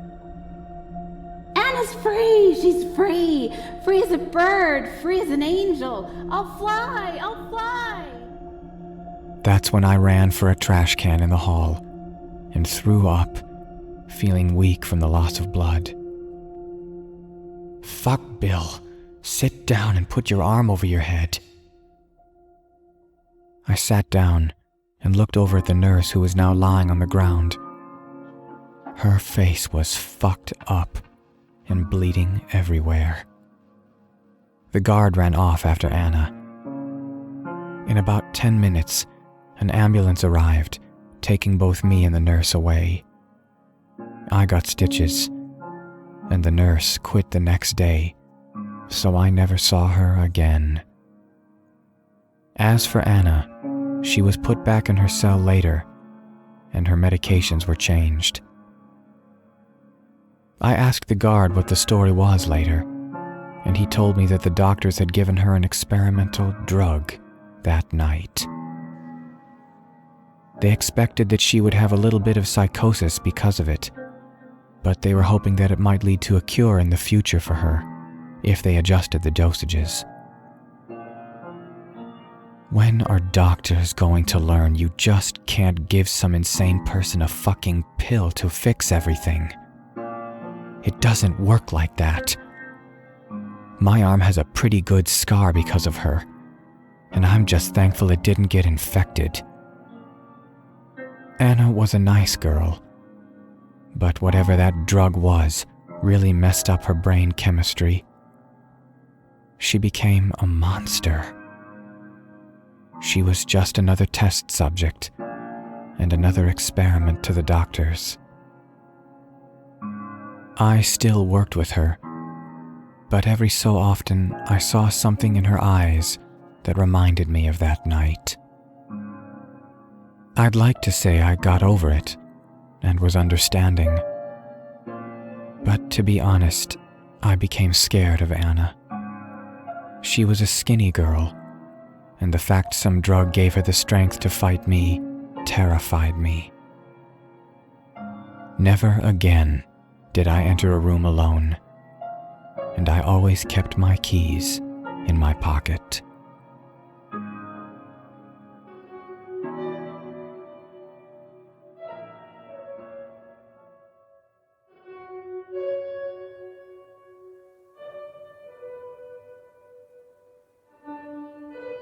When I see pictures of the old asylums, where everything is in total disarray, it makes me think of how ironic it is that the places that were once homes to the insane are now homes to all kinds of plants and animals.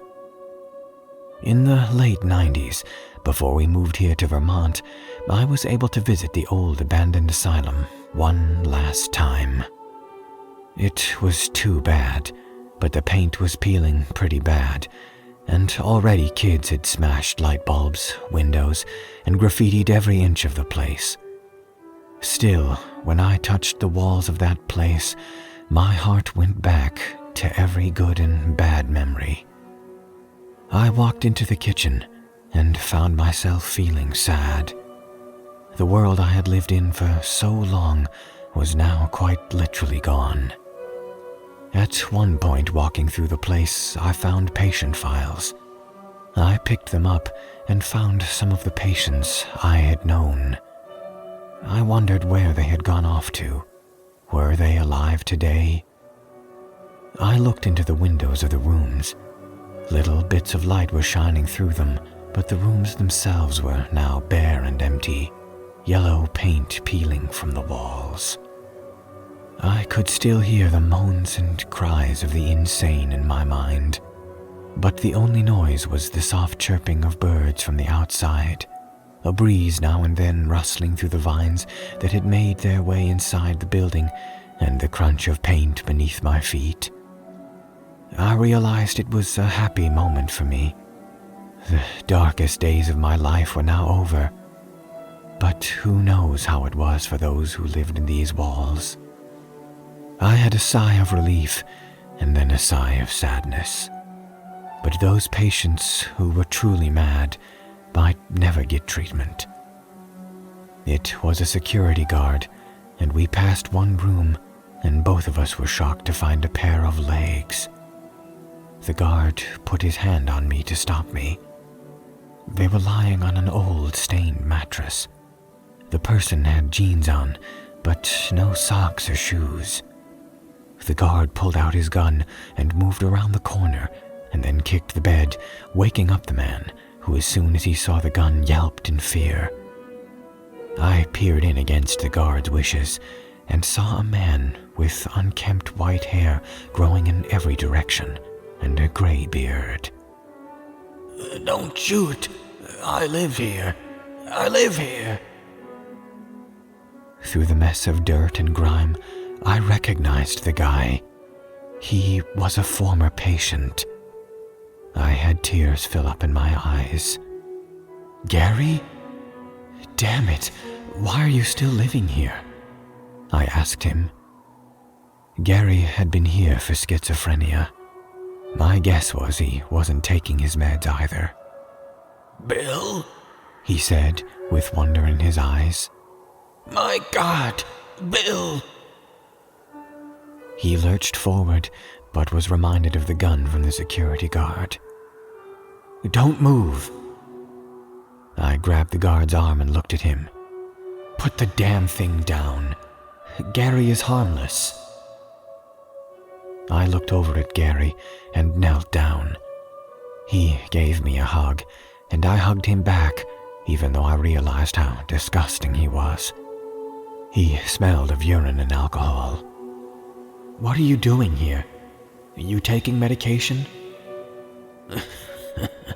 "No, the girl who sits there tells me not to. They're bad for me.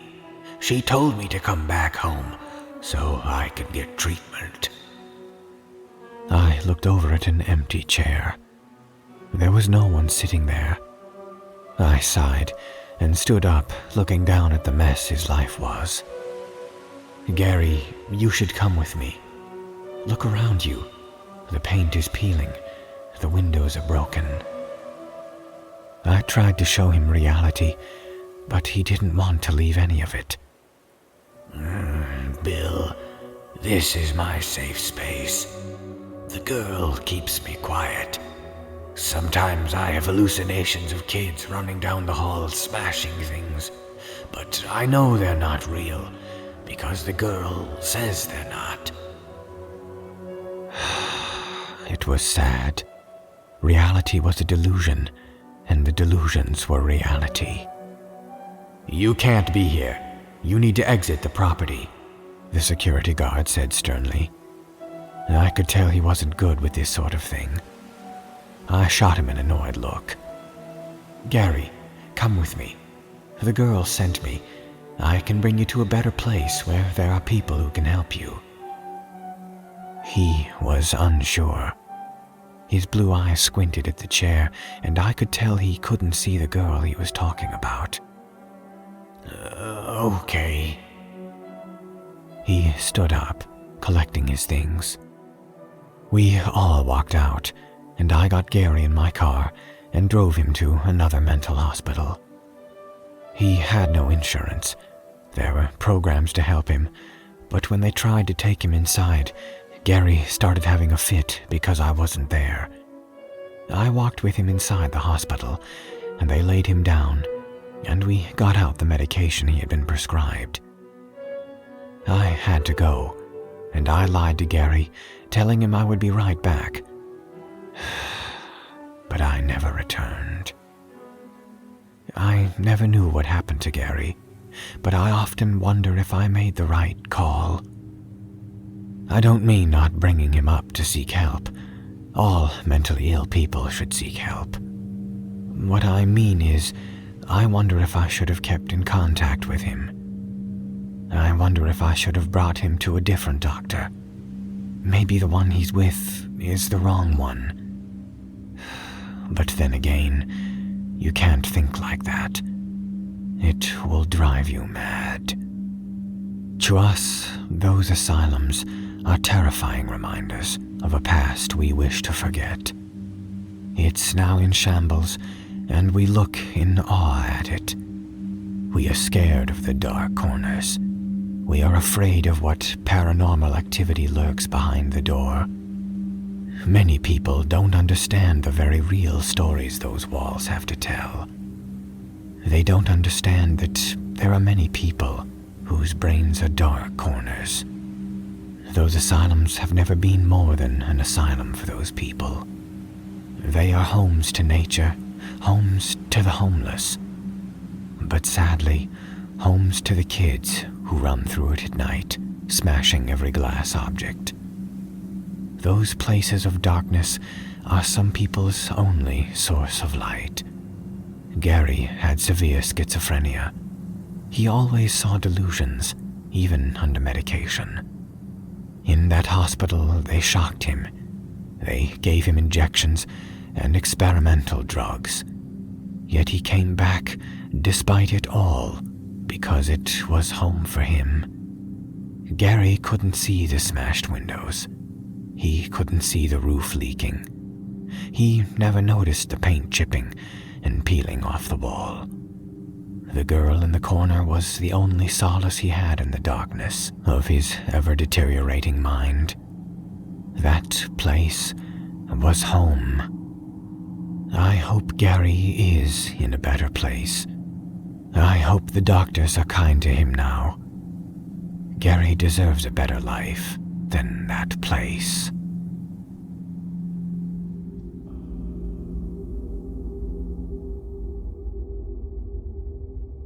It was July 12th, 1976, and it was hot in the asylum.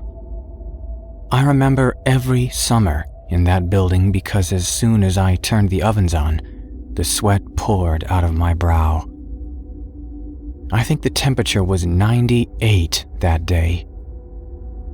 This always made the patients more anxious to come to the kitchen, and oftentimes some nurses would opt out, leaving me with a skeleton crew to cook. Since the kitchen obviously served a purpose in helping to feed the patients, I was running around, trying to get everything ready. This wasn't much of an issue. I'm definitely used to running around, having worked in a professional kitchen before, but it was much easier to have some form of help. Today was an exception. There were 2 kitchens in the asylum. Mine, which was mostly for classes, but also served the patients a better and more gourmet dinner, assuming it was cooked right. The other kitchen was much more generic. Most of the patients went there because of diet restrictions. They couldn't handle sitting down at an actual table like most of us do when we go to restaurants. From time to time, a major incident would happen in my kitchen, and it would shut it down for the day, and everyone would be served some sort of something they called potatoes, and a sorry excuse for a steak, which was more or less beef smashed together into a steak-looking slab. It was nasty, and I would just wait until I got home to eat. As hot as it was that day, I still had 10 patients working with me. We all worked fast and efficient, but one girl was not working, but rather arguing with another patient who just had depression. What she said freaked me out, mostly because I realized she was dead serious about what she was saying. I can't believe you can see me. She had tears flowing from her eyes. Why wouldn't I be able to? He answered back. I'm dead, Peter. I've been dead for as long as I can remember. Look at my arms! She held out her arms, and they looked fine to me. A nurse asked the girl to come with her and calm down. Peter can see me too. I can't believe this. I must be the first ghost people can see, she exclaimed with joy. Remember we talked about this, Joyce. You aren't dead. You're sick in your head, and you just need to relax. The nurse tried to reassure the girl, but she would not have it. I'm not freaking crazy. I am dead. She tore her shirt off and pointed to her stomach. Do you see the hole? How can you not smell that? I smell disgusting. She screamed at the nurses, looking all around at the now silent room, until one of the other patients who had Down syndrome burst into tears. A nurse began to comfort him. The nurse took the girl by her hand and began to pull her away outside. The girl was still trying to prove to us she was dead. This wasn't how we were supposed to act, and that was strange. Why didn't the nurse try to agree with her? I thought that is how we all needed to act. Later that night, I decided to be nosy and looked into her cell. She was completely naked and looking down at herself and poking at her skin. What the doctors would do next was the most goddamn despicable thing I have ever seen in my life. A week later from the day she had her meltdown, I saw her again. In the class this time she had open wounds in her arm. I told the nurse we couldn't let her cook like that. They understood, but explained the doctors had given her open wounds, hoping to snap her out of her psychosis. When she acknowledged that she had cuts, she would be dressed and medicated for them. I saw red. I'll admit I nearly grabbed one of the knives from the locked container and rushed down the halls to kill those doctors. I thought, today's the day you get fired, Bill. Here we go. I told the nurse to hold down the fort. I wasn't feeling good and ran down to her cell and looked up who her doctor was. Dr. T. Jones. Of course, one of the bad ones. I tried to be calm about it. I knocked on his door, and when he opened it and saw me inside, he said, "Is this about Joyce?" I nodded and opened my mouth to say something, but a smirk went across that mother's face, and I nearly punched his lights out. He held up a paper, still not opening the door fully. He had it with him, and knew I'd be coming. It was a paper signed by the head doctor and some official higher up in the government. I read it, and it literally said it was okay to experiment with actually cutting the girl open, provided she was given pain medication. They were thinking that if she actually had open wounds and looked dead, she would realize when they healed that she wasn't dead. "Don't worry, Bill. It's all in order." I handed it back to him and nodded. That isn't what I wanted to say, though. I wanted to grab his throat and tear out his jugular with my hands. I wanted to scream at him and tell him if this was some sick joke to get back at me, then fine, but don't hurt the patients. She's finally happy that we can see her open gashes, Bill. I know how you like happy patients. I was shaking with anger. My fists clenched, and I literally bit my tongue in the sides of my mouth so hard I tasted blood. Finally, I said through clenched teeth, "You do what you need to." I went back to the kitchen the entire time planning out what I would do. For a moment, I wanted to release every patient and then kill every single goddamn doctor. What good would that do, though? This is real life. Oftentimes, we say we would go crazy if we were in this situation or that, but there was literally nothing that could be done that wouldn't stick me in jail. He had permission from someone higher up than the head doctor. Now that my friend had quit the head doctor position, the new head doctor was very stern with me, and I had no leeway. When I got back into the kitchen, what I saw scarred my brain. The girl was now standing on the counter, screaming at the nurses to back away. I ran inside and saw she had a spoon in her hand, a wooden spoon, and she was jabbing herself in the stomach as hard as she could with it. I just want to die, she yelled. I could see her open wounds in her arms leaking blood down all over the food. She cried, and I'm sure it hurt. I looked up at her and asked her what was wrong. I'm dead, but I'm not dead. I want to disappear, she cried out. The nurses closed in on her and pulled her down off the counter, getting covered in blood. I took off my shirt and grabbed my undershirt, walking to the girl and covering her arms with it. Joyce, have a doctor look at your wounds. Why are you trying to convince all of them you're dead? They'll never believe you, so just tell them you know you're alive.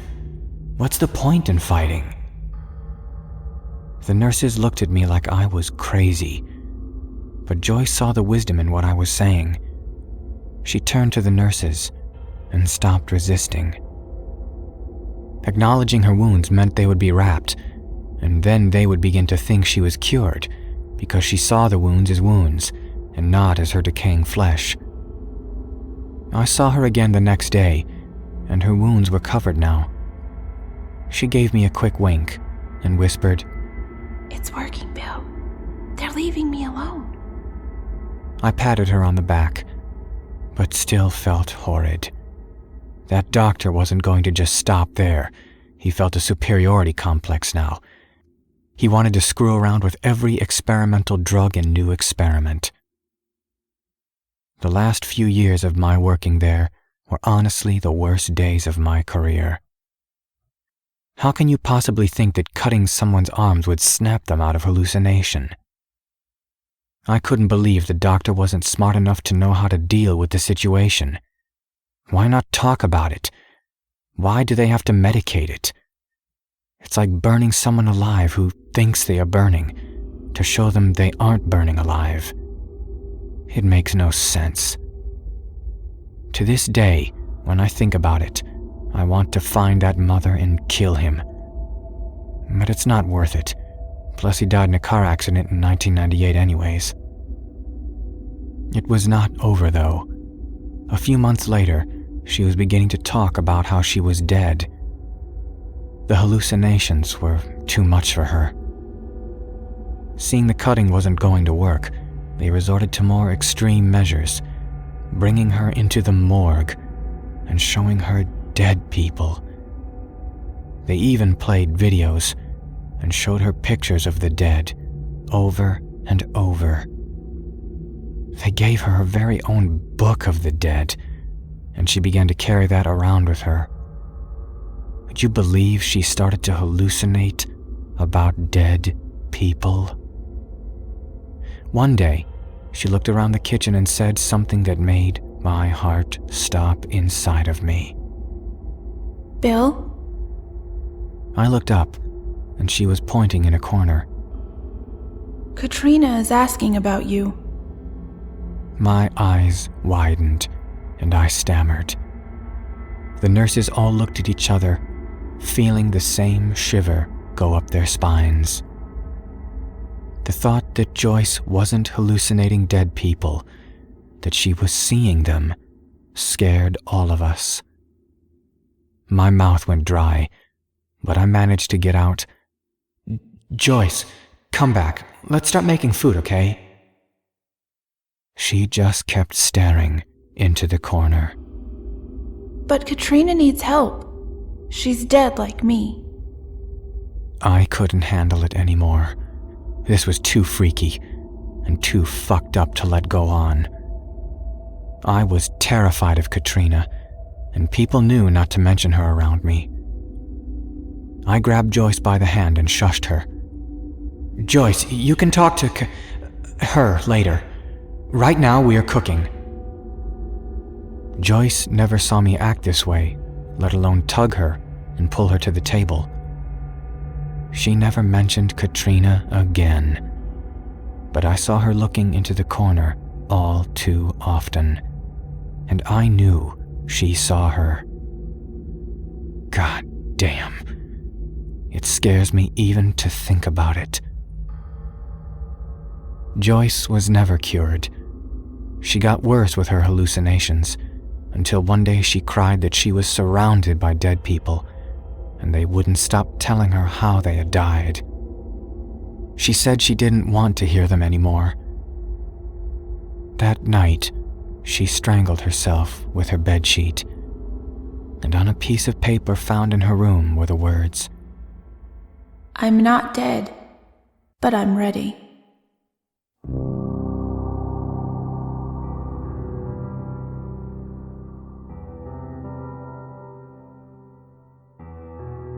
It was always sad for me to see the older people living in the asylum, ones that had been there since the truly bad days. Most were quiet and stared out windows, never uttering a sound. We called them the Walking Dead. Truly, I think deep inside, if anything was left of their brains, they just wanted to die. They had no family that cared, and they were just left here until they eventually rotted. Bertha was one of the older women who was classified as a walking dead, but really, she was just quiet. She would sit outside her room in her wheelchair and watch. She kept it all in her head and was fearful of nothing. I always wondered why she was there.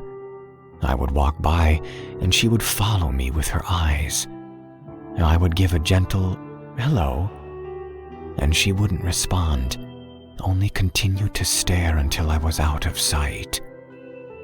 One day, I decided to try to have a conversation with her. I started simple. "How are you doing today, Bertha?" I asked. She looked up at me, and there was a silence for a good while until she finally spoke up. Terrible. She turned her head quickly away to the side. I took it as a sign I probably should just leave her alone. But of course, being me, I couldn't. "I'm sorry to hear that. Is there anything I can help you with?" Hearing this, she chuckled a bit and looked back at me. Sure. Go find my husband and put a bullet in his brain. I was taken aback by this comment. Honestly, it scared me, because the look in her eye when she said it made me realize she was dead serious. "What did he do?" I asked, half fearing the answer, but half wanting to know. He didn't like me much after our second child. I was getting old and ornery, he said. He told me that I was getting crazy, and he loved me too much to let me stay this way. So he sent me to this place so I could be hidden away. I'm sure he's with a younger, more attractive woman, and the kids think I'm some lunatic they can't visit. I just want to see my children once. Is that too much to ask? Then she burst into tears and covered her face. All I could think of was how awful her story was. I wasn't sure what the husband's side was, and one thing I learned in the asylum was not to generalize. Some of the patients were incredible liars, and if you believed all of them, you'd end up very confused. "I'm sorry. I wish I could help, but I can't kill people. Maybe I can find your children." She smiled with delight. She told me their names were Gerald and Katrina, and if I could find them, she would be so happy to finally see them again. That night, I looked in the phone book for the names. Sure enough, I found one of them was still living in the area, so I phoned him. Hello? Yes, is this Gerald? Yes, it is. Who am I speaking with? Hi, I'm Bill, and I work for the asylum your mother is at, and I just wanted to inform you she wishes to see you, and if you were comfortable coming to the asylum, she would greatly appreciate the visit. There was silence on the other side. Then I heard some whispering before Gerald finally came back to the phone. Bill, I'm sorry to waste your time, but our mother is in the asylum because she is not well.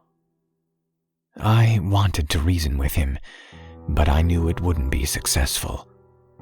That's fine. I just wanted to give you and your sister the opportunity to see her. There was some more silence before he said, I don't have a sister. He sounded hurried now.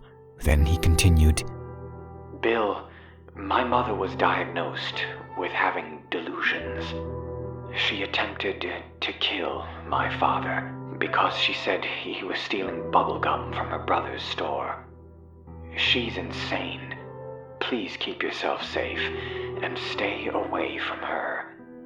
Thank you for your concern in the call. However, I will not see my mother. Your call has confirmed she is far too insane to have a genuine conversation with. Then he hung up the phone. I was left with a mixed bag of feelings. What could I tell her, and what should I believe? I knew she could be dangerous, but I wasn't sure how bad she was. The next day when I went in, I saw her in the hall, and when she saw me, she had so much joy on her face. Oh, Bill, did you talk with my children? Did you talk to my Gerald and my Katrina? My face went sad.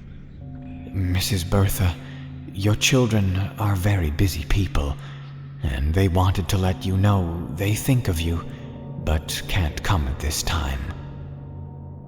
I was trying to let her down easy, but I saw all over her face a look of sadness and anger. Bastard husband! How busy can two children be? It's he who is keeping them from me.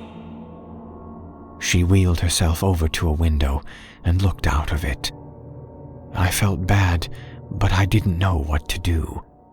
I started walking away when I heard a nurse scream, Bertha! When I turned around, I saw her standing on the windowsill, trying to break the glass. The nurse grabbed her, and I ran to her as fast as I could. Let me die!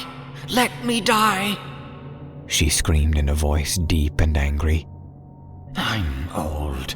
I'm never leaving this hellhole. Just let me die. I got there and grabbed her, but found her will stronger. Finally, she punched clear through one of the glass panes. She grabbed a shard and went after the nurse and I with it. I grabbed her hand with the shard and tried to keep her from stabbing me. Down the hall, nurses began to flood the hall. Bertha saw this and said out loud, Let me go. It's time. Her inhuman power for someone her age pulled against me, and she brought the shard of glass to her stomach. Oh, happy dagger, there rust, and let me die. When she said that, she thrust the glass into her stomach, and she pulled it out and back in.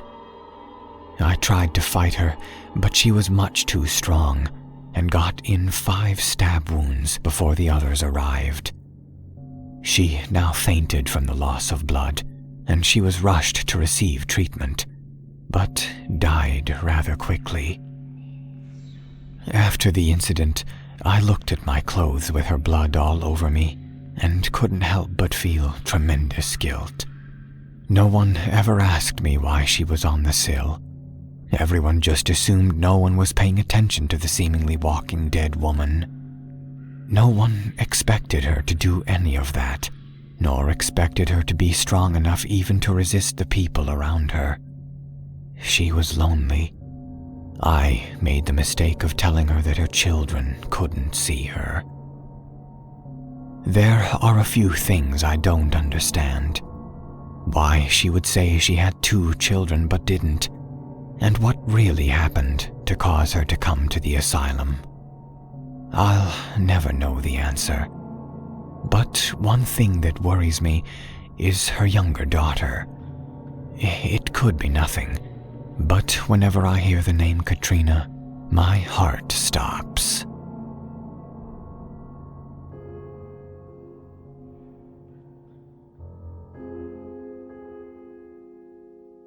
Some people wonder how I got away with the things I did. There was one patient I hated and was happy to see gone. This patient was so horrible that when it was over, every doctor had a new respect for me. Looking back, in a way, I feel guilty, like maybe they were suffering, but at the time, I couldn't stand them. December 29th, 1971, she entered the asylum. Everyone knew about her because she was all over the news. She had been arrested for literally eating someone alive. Not like their face or just a little nibble on their arm.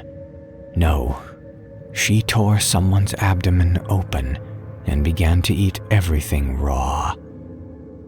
No one wanted to work with her. Nurses went in with a security guard and never turned their back on her. For the first few weeks, a gag was placed over her mouth, and she would be tied down. There was no taking a risk this time. Honestly, I don't think the doctors knew what they were going to do with her when they took her in. After a month, they finally figured it out.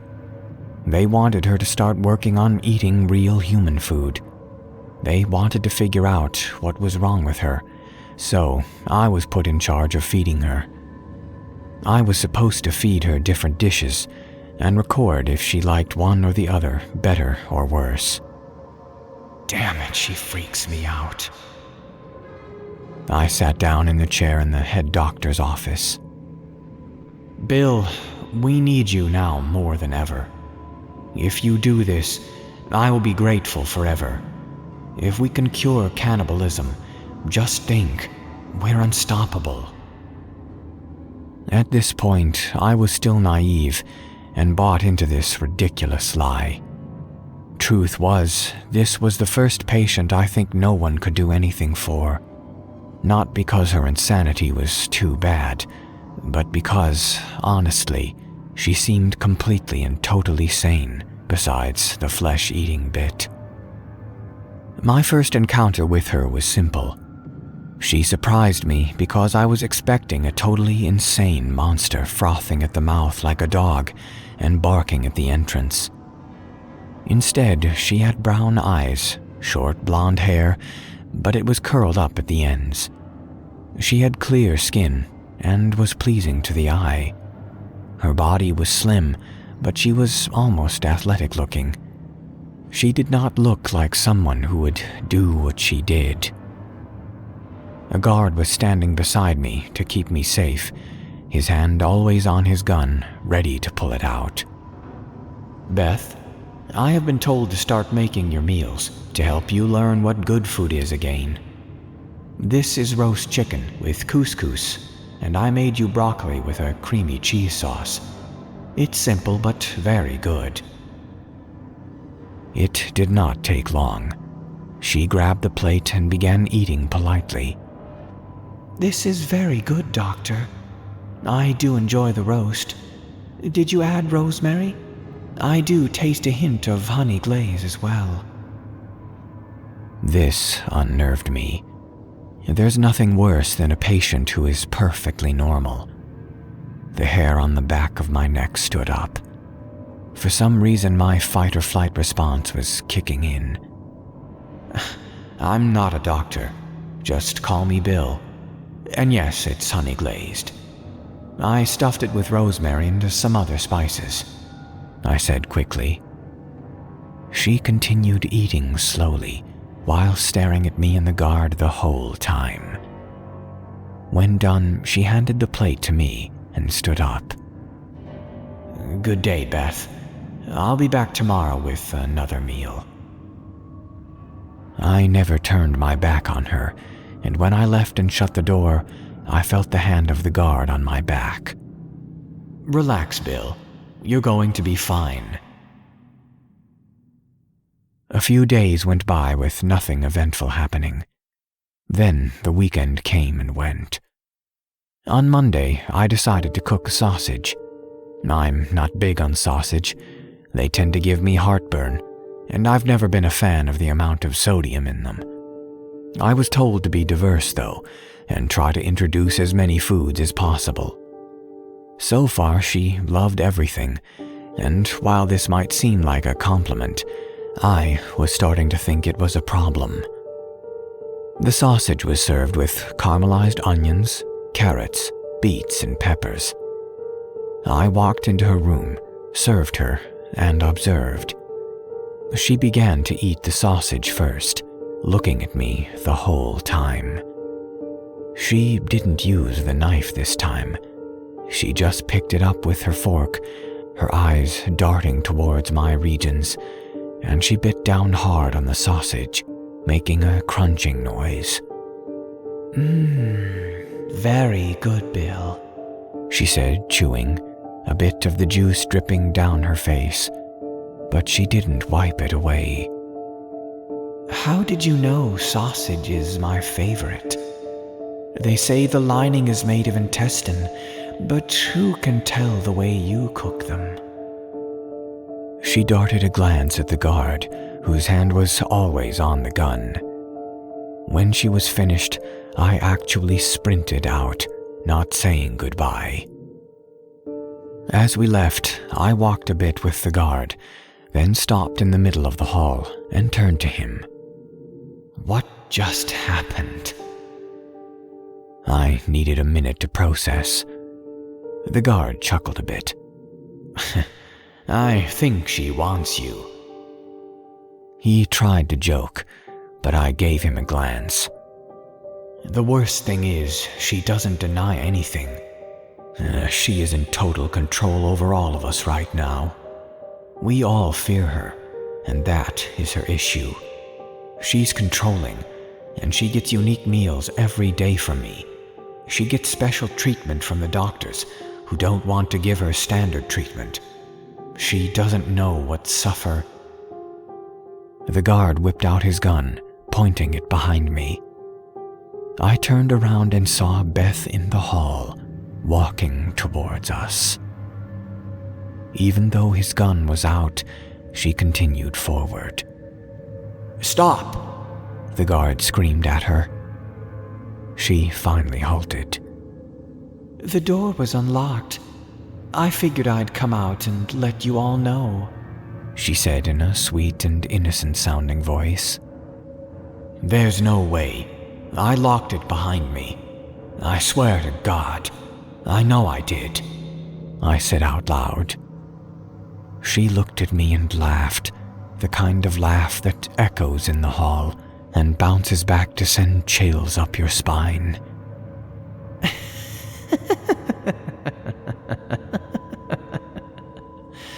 "No, it was unlocked, Bill." I don't know what kind of demon spawn she was, but I knew that I locked the door. I soon realized this was her way of telling me she could leave whenever she wanted. We brought her back to her room, and I made certain I locked it again. The guard looked at me as we walked away. We were both pale as ghosts on a winter night. "Bill, I saw you lock that door." We both made our way down the hall. "She's a witch, or a demon, I swear," I responded, and then we said goodbye and left for the day. Every moment was always leading up to when I went to her room. My nerves bothered me all day, and I was having problems sleeping and eating. I was actually, for the first time, thinking of quitting. Something about me feared entering her room or walking by. For a month, life went on like this in the asylum. I would bring her food. She would love every piece, and she would show us her power by dark glances and long stares. One day, she tested her boundaries. Bill, tomorrow I want steak, but make it rare and give me sweet potatoes with gravy using the steak juice. Add chives to the potatoes on the top. I scoffed at her challenge. That's not on the menu tomorrow, I responded. She gave me a look that I can only describe as pure horror. It was not angry, but one that simply stated she was able to unlock doors. What's to say she couldn't find me and eat me instead? The worst part was, I found myself saying, "But I think we can arrange something." Things were getting out of control at this point. I went to the head doctor and explained she loved every dish, and she was now dictating what she wanted next. So, don't give her that, Bill. Give her a grilled cheese, something sloppy. See what she does. I wasn't in the business of doing what the doctors did. They always did stupid things just to see what a patient's reactions were. Beth was different though, right? She was a monster inside and was waiting for the right moment to rip me and the guard up. So I realized this could be the thing that would show her we were in charge, not her. The cop had a gun, so if things went wrong, we were safe. The next day, I entered her room with a grilled cheese, sat the plate down in front of her, and she smiled. A joke? How cute. I'm sure my steak is next, presumably. She looked up at me with a smirk on her face. It began to drain when she saw I was smiling back, as if we were having a chess match. She looked at the guard, who still had his hand on his gun, then at me. I wonder, what if that gun isn't loaded? What if there's no round in the chamber? Or the bullets are blanks? She stared at the guard. At first, he didn't say anything, but I could see the wheels turning. That unlocked door, there's no way she could. He pulled the gun out and unloaded the firearm to check and make sure he had the bullets. I've never seen a human this quick, so I will break it down slowly. Beth slammed her fists on the table, breaking the plate apart, grabbed a shard, and jumped for the guard's neck. The guard dropped the gun, and the shard pierced his neck in the artery. Blood spurted out and splashed on her face. She grabbed his gun, pointed it at me, and made for the door. I walked with her, and we got to the window which had a fire escape. She told me to go down it, and we were going down to get my car and drive. I slowly descended down the stairs. She was behind me, pointing that gun. I thought quickly and pretended to twist my ankle, but it was no match for her. She pushed me against the edge, and I looked down at the 20-foot or so drop. I was being shoved over the edge, and I could feel the rusty metal of the old rickety fire escape beginning to bend. Do you want to die today, Bill? Let me remind you, I don't want to kill you. I want you as my personal cook, so why die here? Terror overcame me, and I just did as she asked me from here. We made it to my car, and she laid in the back as I got to the guard's gate. I could see her tensing up. Everything okay, Bill? You look pale. I opened my mouth to respond, but was greeted by a loud bang as Beth shot the guard dead between the eyes. Drive, she screamed, pointing the gun to my head. I sped off, my ears ringing loudly. I've never felt so much stress in my body. I was shaking, unsure where to go or where to turn, but I just kept driving. "Where?" I asked, feeling the warm gun that had just been fired on my neck. "Your house, Bill. Cook a meal for me, Bill." My heart sank. My wife was at home, and I knew she would become the real meal. If I didn't do something quick, I didn't know what else to do, so I drove to a friend's home. I had to protect my wife. I knew this friend had guns. He was a Vietnam vet and would be smart enough to do something. I know that sounds horrible, using a vet to save my life, but it was the only thing I could think of. We got out of the car, and I walked to the house. Unfortunately, it was locked, but the hot gun on my neck made me knock as hard as I could. "Open the door. It's Bill, your roommate." I was hoping this would set him on edge. This should have been her first tip-off that it wasn't my house. I should have the keys, but I'm so glad she never guessed that. I saw the light upstairs turn on, someone fumbling with the door, and then opening it to see a girl pointing a gun at him. I have to say this part was terrifying. Yet to this day, I am all too happy for this Marine. He brought me and her in, and we sat on his couch, the girl standing and pointing the gun at him and me. "So now what, little lady? So you're smart enough to know how to use the gun? So you'll kill me and my friend here, no doubt. Then what?" he said with a smug smile. "I'm going to eat you alive. First your tongue, since you won't shut up. Then I'll rip open your stomach. I'll eat your kidney right in front of your eyes, while it's still warm." That's when he laughed and held his hand up. He had no fingernails, and there were scars on each finger where someone had pried them off. "Sweetheart, I was a prisoner of war. All you can do is end my suffering." This was the moment he was waiting for. She ran at him, gun held high to pistol whip him. He grabbed her hand. A shot was fired at the ceiling. Then he slammed his fist right into her pelvis, and she doubled over, dropping the gun, and he grabbed her by the neck and broke it.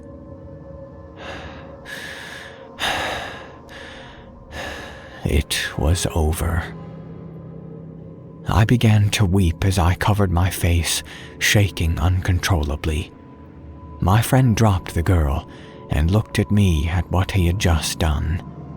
He was now rationalizing in his head how it was an okay kill and how he wouldn't be in trouble. He picked up the phone and called the police, and I was taken to a hospital. I was given time to recover, but I was so shaken up. The guard who had been stabbed never had a chance to live. I was lucky for my friend's training and quick thinking. I still don't know what could have cured her, or what was mentally wrong with that girl, but there was no one in that asylum that was more frightening than her. To this day, I still have dreams of her, but it's something me and my friend have in common. I still feel guilty. I feel like maybe if I had given her what she had wanted, the doctors would have figured something out. But then again, I've learned over the years not to trust those doctors, so I'm not sure they would have found a cure. She wanted to keep me alive, to be her personal chef. I ask myself sometimes, what if my friend hadn't stepped in? What if...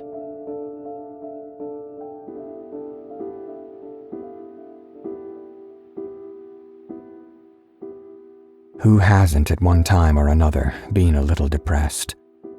It was one of the most common issues in the asylum. Looking back, I have no idea how anyone thought shoving a person into a cell was going to somehow make them happier, but I guess it probably prevented them from committing suicide. Well, most of the time. When someone wants to kill themselves, they're going to do it. The strangest part to me is when depression makes you take another person's life along with your own, as if you could bring them with you or prevent them from suffering too. It was a Tuesday in July, hot and sticky, and with the ovens running, the kitchen was extraordinarily hot. I wiped the sweat off my head with my sleeve, as if it was somehow going to make it cooler. The windows in the sunlit room were already open, and we had 3 fans blowing air around just to get a breeze. The kitchen was also full of patients, all sweaty, and most of whom didn't want to be there, even if they couldn't communicate it. We were in the process of making fresh summer lunches, cucumber salad, potato salad, stuff that I could toss in the cooler and that would serve as a nice way to cool off in the heat when lunchtime came. Meanwhile, I was baking some pastries that could be cooled or frozen. The heat was unbearable, and I knew I was losing control of the patients. "Can we please turn the ovens off?" one of them said. Then the room erupted in protests against the heat. I lost control. "You all know that I can't do that. I'll grab some cold food for us to eat." One of the patients got up and began to walk over to the oven to turn it off. A nurse grabbed him. "No!" she hissed at him. I always hated when the nurses treated the patients like children. The man looked like he was in his mid-20s. He was brown of hair with green eyes. He was just here for depression and anxiety issues. "Please, I can't take it." I could see how he was crushed on the inside, but he was trying to keep composure. Meanwhile, the room was responding by others getting up to try to turn off the oven. "All right, listen." I raised my voice. "Anyone here who is too hot, why don't you just go back to your rooms, and the rest of us will do." I was ready to lose my entire workforce, but at least I would get some work done. Nearly all the patients got up and left, leaving me with a few who couldn't communicate, and that one man with the nurse, now in a heated argument over him leaving. "Do you want me to tell Dr. Hervit about the thing I caught you doing?" she barked at him. I tried to ignore it, but my ears eavesdropped. I couldn't imagine that the guy was in any way, shape, or form needing supervision, other than to make sure he didn't kill himself. That didn't warrant the nurse treating him like a child, though. Depressed people needed allies, not parents. "Fine, just..." A big sigh came out of the man. I looked over and saw him back to his station and work. Something was hidden in that look, beyond the humiliation that had just happened. The nurse that looked at him was everything but natural. I saw him look up at me, then immediately to the floor. He was terrified of the staff here, especially the nurse. I wanted to ask him what she had done to him, but I knew that would do no good, because he could never tell. As I was leaving for the day, I decided to go out and walk by his room to check on him and see if there was anything I could learn. I always felt like I could help these guys somehow. I heard hushed whispers as I got close. I walked past and shot a quick glance, but found the window was covered with something. Curiosity got the better of me, and I tried to hear what was happening. "You're not, little pest. You're mine, unless you want," was all I could hear. My heart jumped as I recognized that it was the nurse. If I could only see behind whatever was covering the door. "You're mine?" I thought. That kind of possessiveness makes me think, no. I didn't want to consider what kind of horrible things the nurse might be doing to the man. She couldn't be sexually abusing him, but I knew now she was abusing him. The question was now to get evidence. I decided to walk in a circle around the area and see what I could on my second time around. When I came back around, I saw the nurse leaving. Her hair was ruffled a bit, and she was straightening herself. No, I couldn't believe it. There was no way a female nurse would do that. But evil knows no gender. I had no evidence, though, so I was just drawing conclusions. Either way, I decided to confront her. "Vicky," I called out, walking after her. She jumped a bit, and I could see her face was flushed. She wasn't ugly, but she wasn't attractive either. She looked in her 40s, but I had no knowledge of her age. "Bill, shouldn't you be off?" she asked, puzzled, but I could see she already knew what I was about to say. "Listen, I think you were harsh with Mike today. I don't want to tell you how to do your job, but I think humiliation isn't a good way to help someone with depression." I said it as calm as I could. I saw her face turn sour with anger. "I would stay out of this one, Bill. If you knew who he was and what he did, you'd think twice." She turned to walk away, but I stopped her with a gentle hand. "Whatever he did, it makes no difference to me. He's here, not in jail, so he should be treated with respect and kindness. How is he going to recover if you humiliate him?" I asked honestly.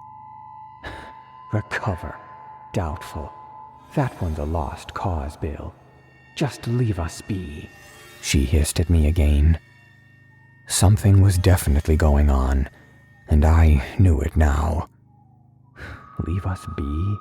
I thought as she pushed past me and walked down the hall. I looked in the room to see the man curled up on the floor, and I heard soft sounds of tears. His room was completely bland. No blankets or anything he could use to kill himself. I looked to my left and saw the nurse staring at me. Vincent, in all my years there, I was never more afraid of someone from the staff as I was in that moment. She looked at me like she wanted to find any object to murder me with. I think the only thing that stopped her is knowing that she would end up in the asylum, and that fear outweighed the thought of me catching her. She waited for me to start walking away before she also left. I wasn't sure what to do. I knew she was abusing him, but oftentimes no one did anything about abuses from nurses, unless there were bruises. No one in their right mind would even listen if I brought up the potential of sexual abuse, but I knew if I didn't act, that young man would not be able to leave the asylum until he was old. He should have been furthering his career, not in an asylum. The next morning, I left early and immediately went to his room. The window was covered, and when I put my ear to the door, I heard nothing. "She got here that early?" I whispered to myself, annoyed that the nurse had beat me to it. I stormed off, not wanting to walk in. When the nurse and Mike didn't show up to another hot class, I was taken aback. I asked if anyone had seen them. The other nurses said no. I decided to walk down the hallway and check on his room. The window was still covered. As I reached for the door handle, I felt a total sense of dread. I was tossing back and forth whether or not I should open the door or call security. My hand shook as I turned the door handle and opened the door to a pungent smell of death. Blood covered the room, and I saw the nurse naked, bleeding out of her bits. I saw her jaw fully ripped open, and both her eyes bleeding out, and it looked like they had been crushed. I slammed the door shut. I had not seen the man. Staggering, I made it across the hall and pressed the security call button, and within seconds, a security guard had come. It's bad. I pointed at the door. He shot me a look and quickly opened the door with his gun braced against his arm. I saw the man now, his face in the toilet, which was impossible to drown in. He had bashed his face against it so many times he had fractured his skull. Now nurses who had walked by were looking in. The security guard grabbed the man, turning him out of the toilet. His face was broken, but we looked at each other, shocked to find that he was still alive. Above his bed on the wall, he had written in blood, "Death has to be better than this." On the record, it was written that Mike had raped and killed his nurse and would have to be transferred to a new hospital where he would be treated as fully psychotic. But I have a different theory. I think she had made him perform for her, and he decided it was enough, and bit her fully, ripping flesh off of her, then went for her throat, and when she struggled, he beat her face in, breaking her jaw, before he finally succeeded. Then he went on to killing himself. Whatever the case, no one would have believed me. Had the man hung on a few more days or weeks, maybe I could have helped him. Depression doesn't give you time, though. It slowly suffocates you until you have no choice but to ask in desperation. You forget the sun rises in the morning and are covered in what seems like eternal darkness. Hopefully Mike found peace, but sadly, psychosis has never been treated with kindness.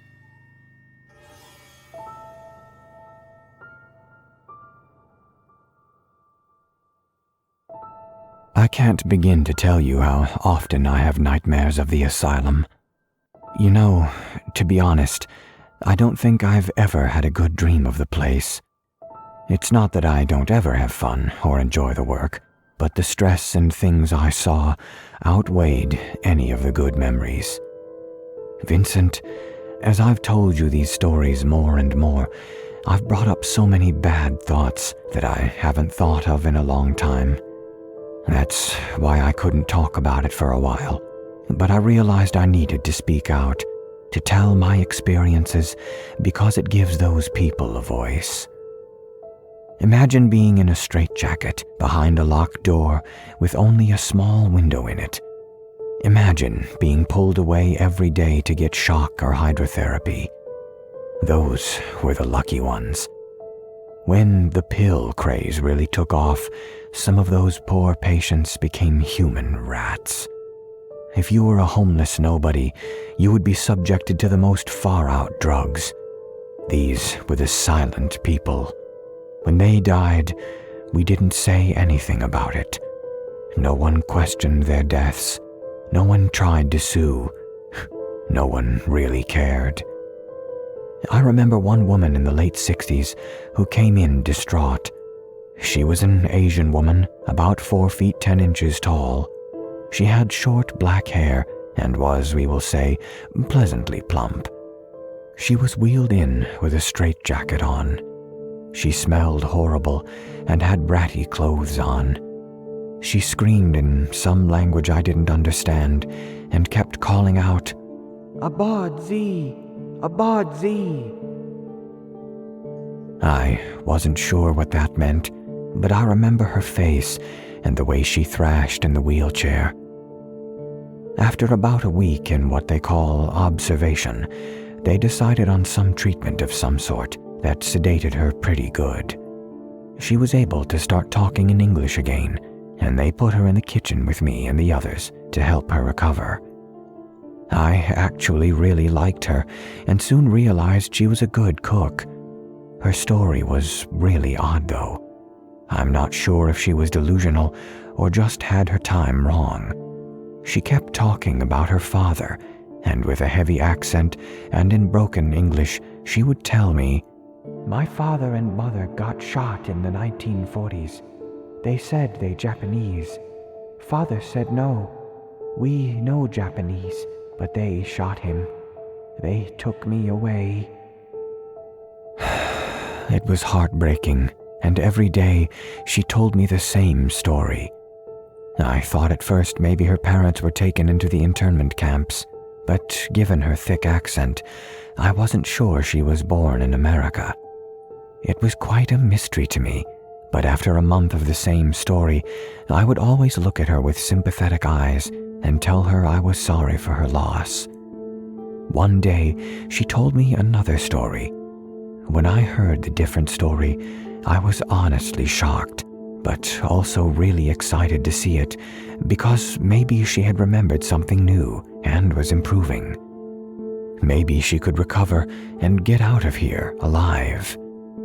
I know that sounds dramatic, and I don't mean to, but frankly, most homeless people that were in here didn't make it out. They just stayed in here until the experiment killed them, or they died of natural causes. Usually, that meant a heart attack, kidney failure, or liver failure, all results of heavy medication use. Anyways, she told me about her husband, saying, "I had a husband. He was a big man. He loved me, but I couldn't give him children. She trailed off in some different language again. It was as if she remembered some bad thought, and it began to stress her out. Finally, my curiosity got the better of me, and I asked about her. I was told she had tried to knife someone in the street, and when caught, had no record besides a birth certificate and social security number. It was odd. An immigrant from Korea wouldn't have a birth certificate from America. I was really confused now. How did she have such a strong accent and broken English, but have been born here? Seeing the improvement, the doctors were all excited, and they wanted to put her on some drugs to help her recover. They said she didn't need to be so sedated, and it would help her remember her past better.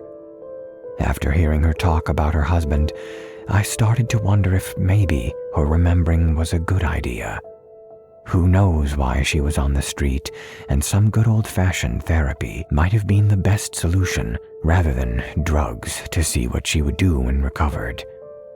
The doctors typically warned us that the patient was trying a drug that could bring unexpected results.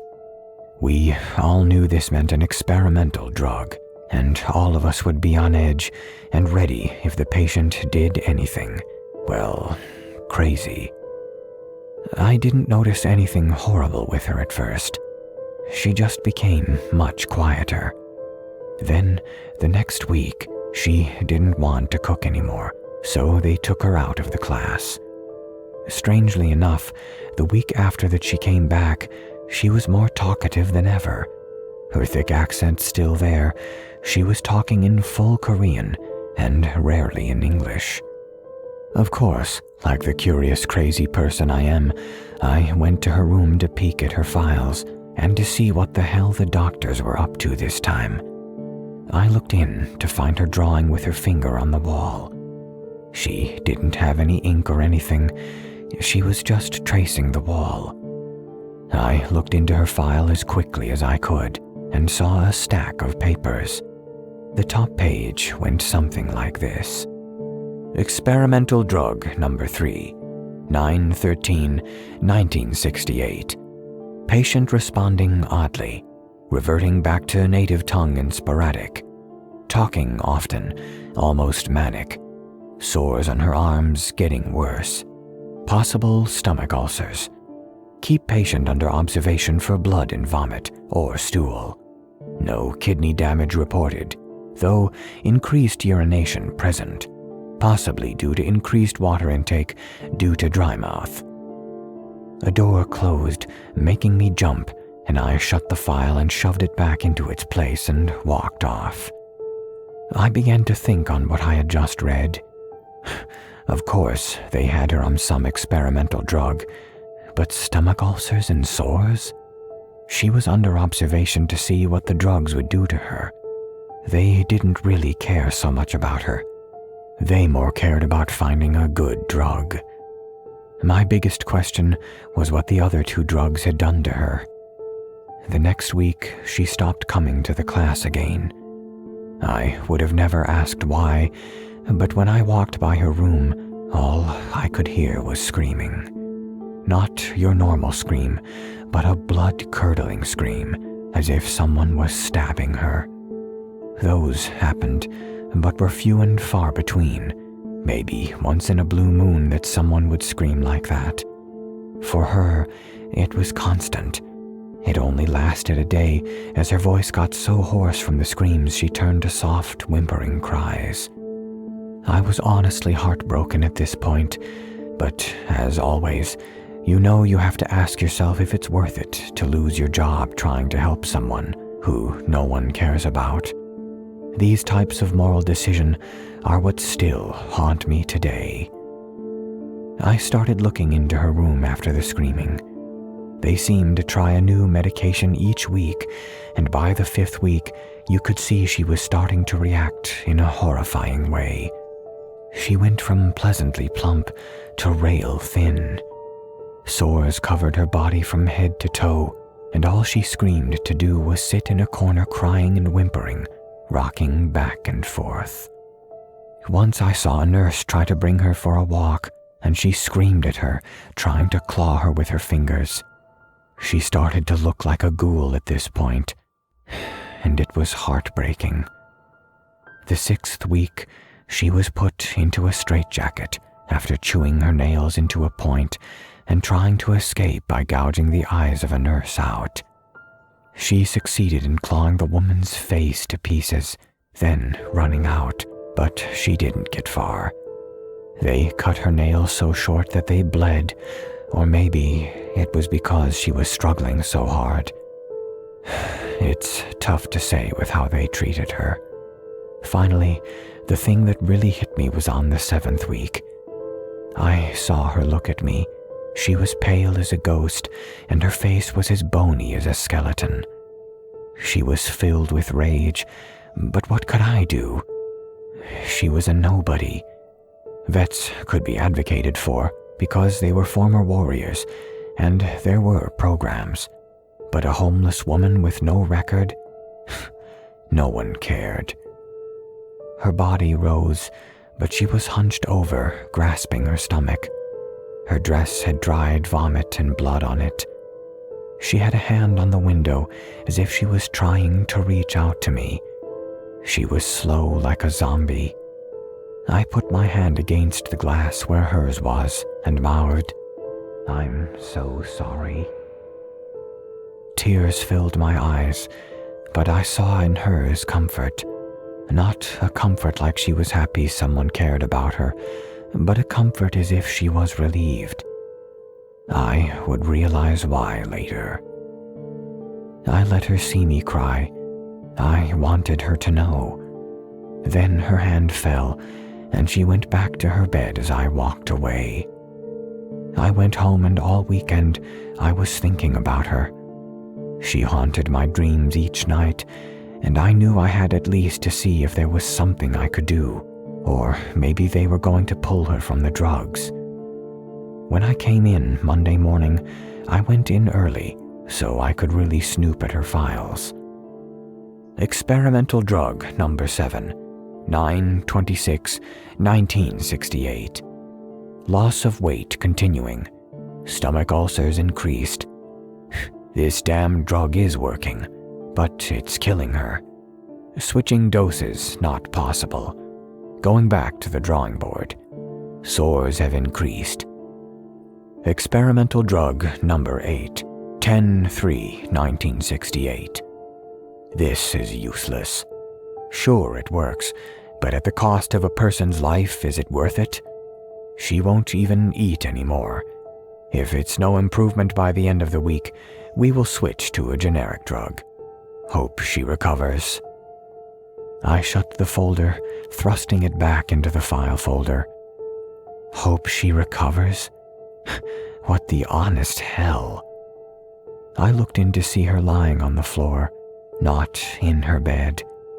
I sighed a deep sigh and went to the kitchen, preparing dishes for the day. With every chop, a little aggression came out. Something inside me told me the poor woman was dead. Before the class started, I took a walk around the place and went by her room. A man was cleaning it, and she was gone. One glance to the file holder told me it was empty. You might ask me what happened. Honestly, I have no idea. I went to a nurse and asked what happened too, but I was just given the old, "She died from complications."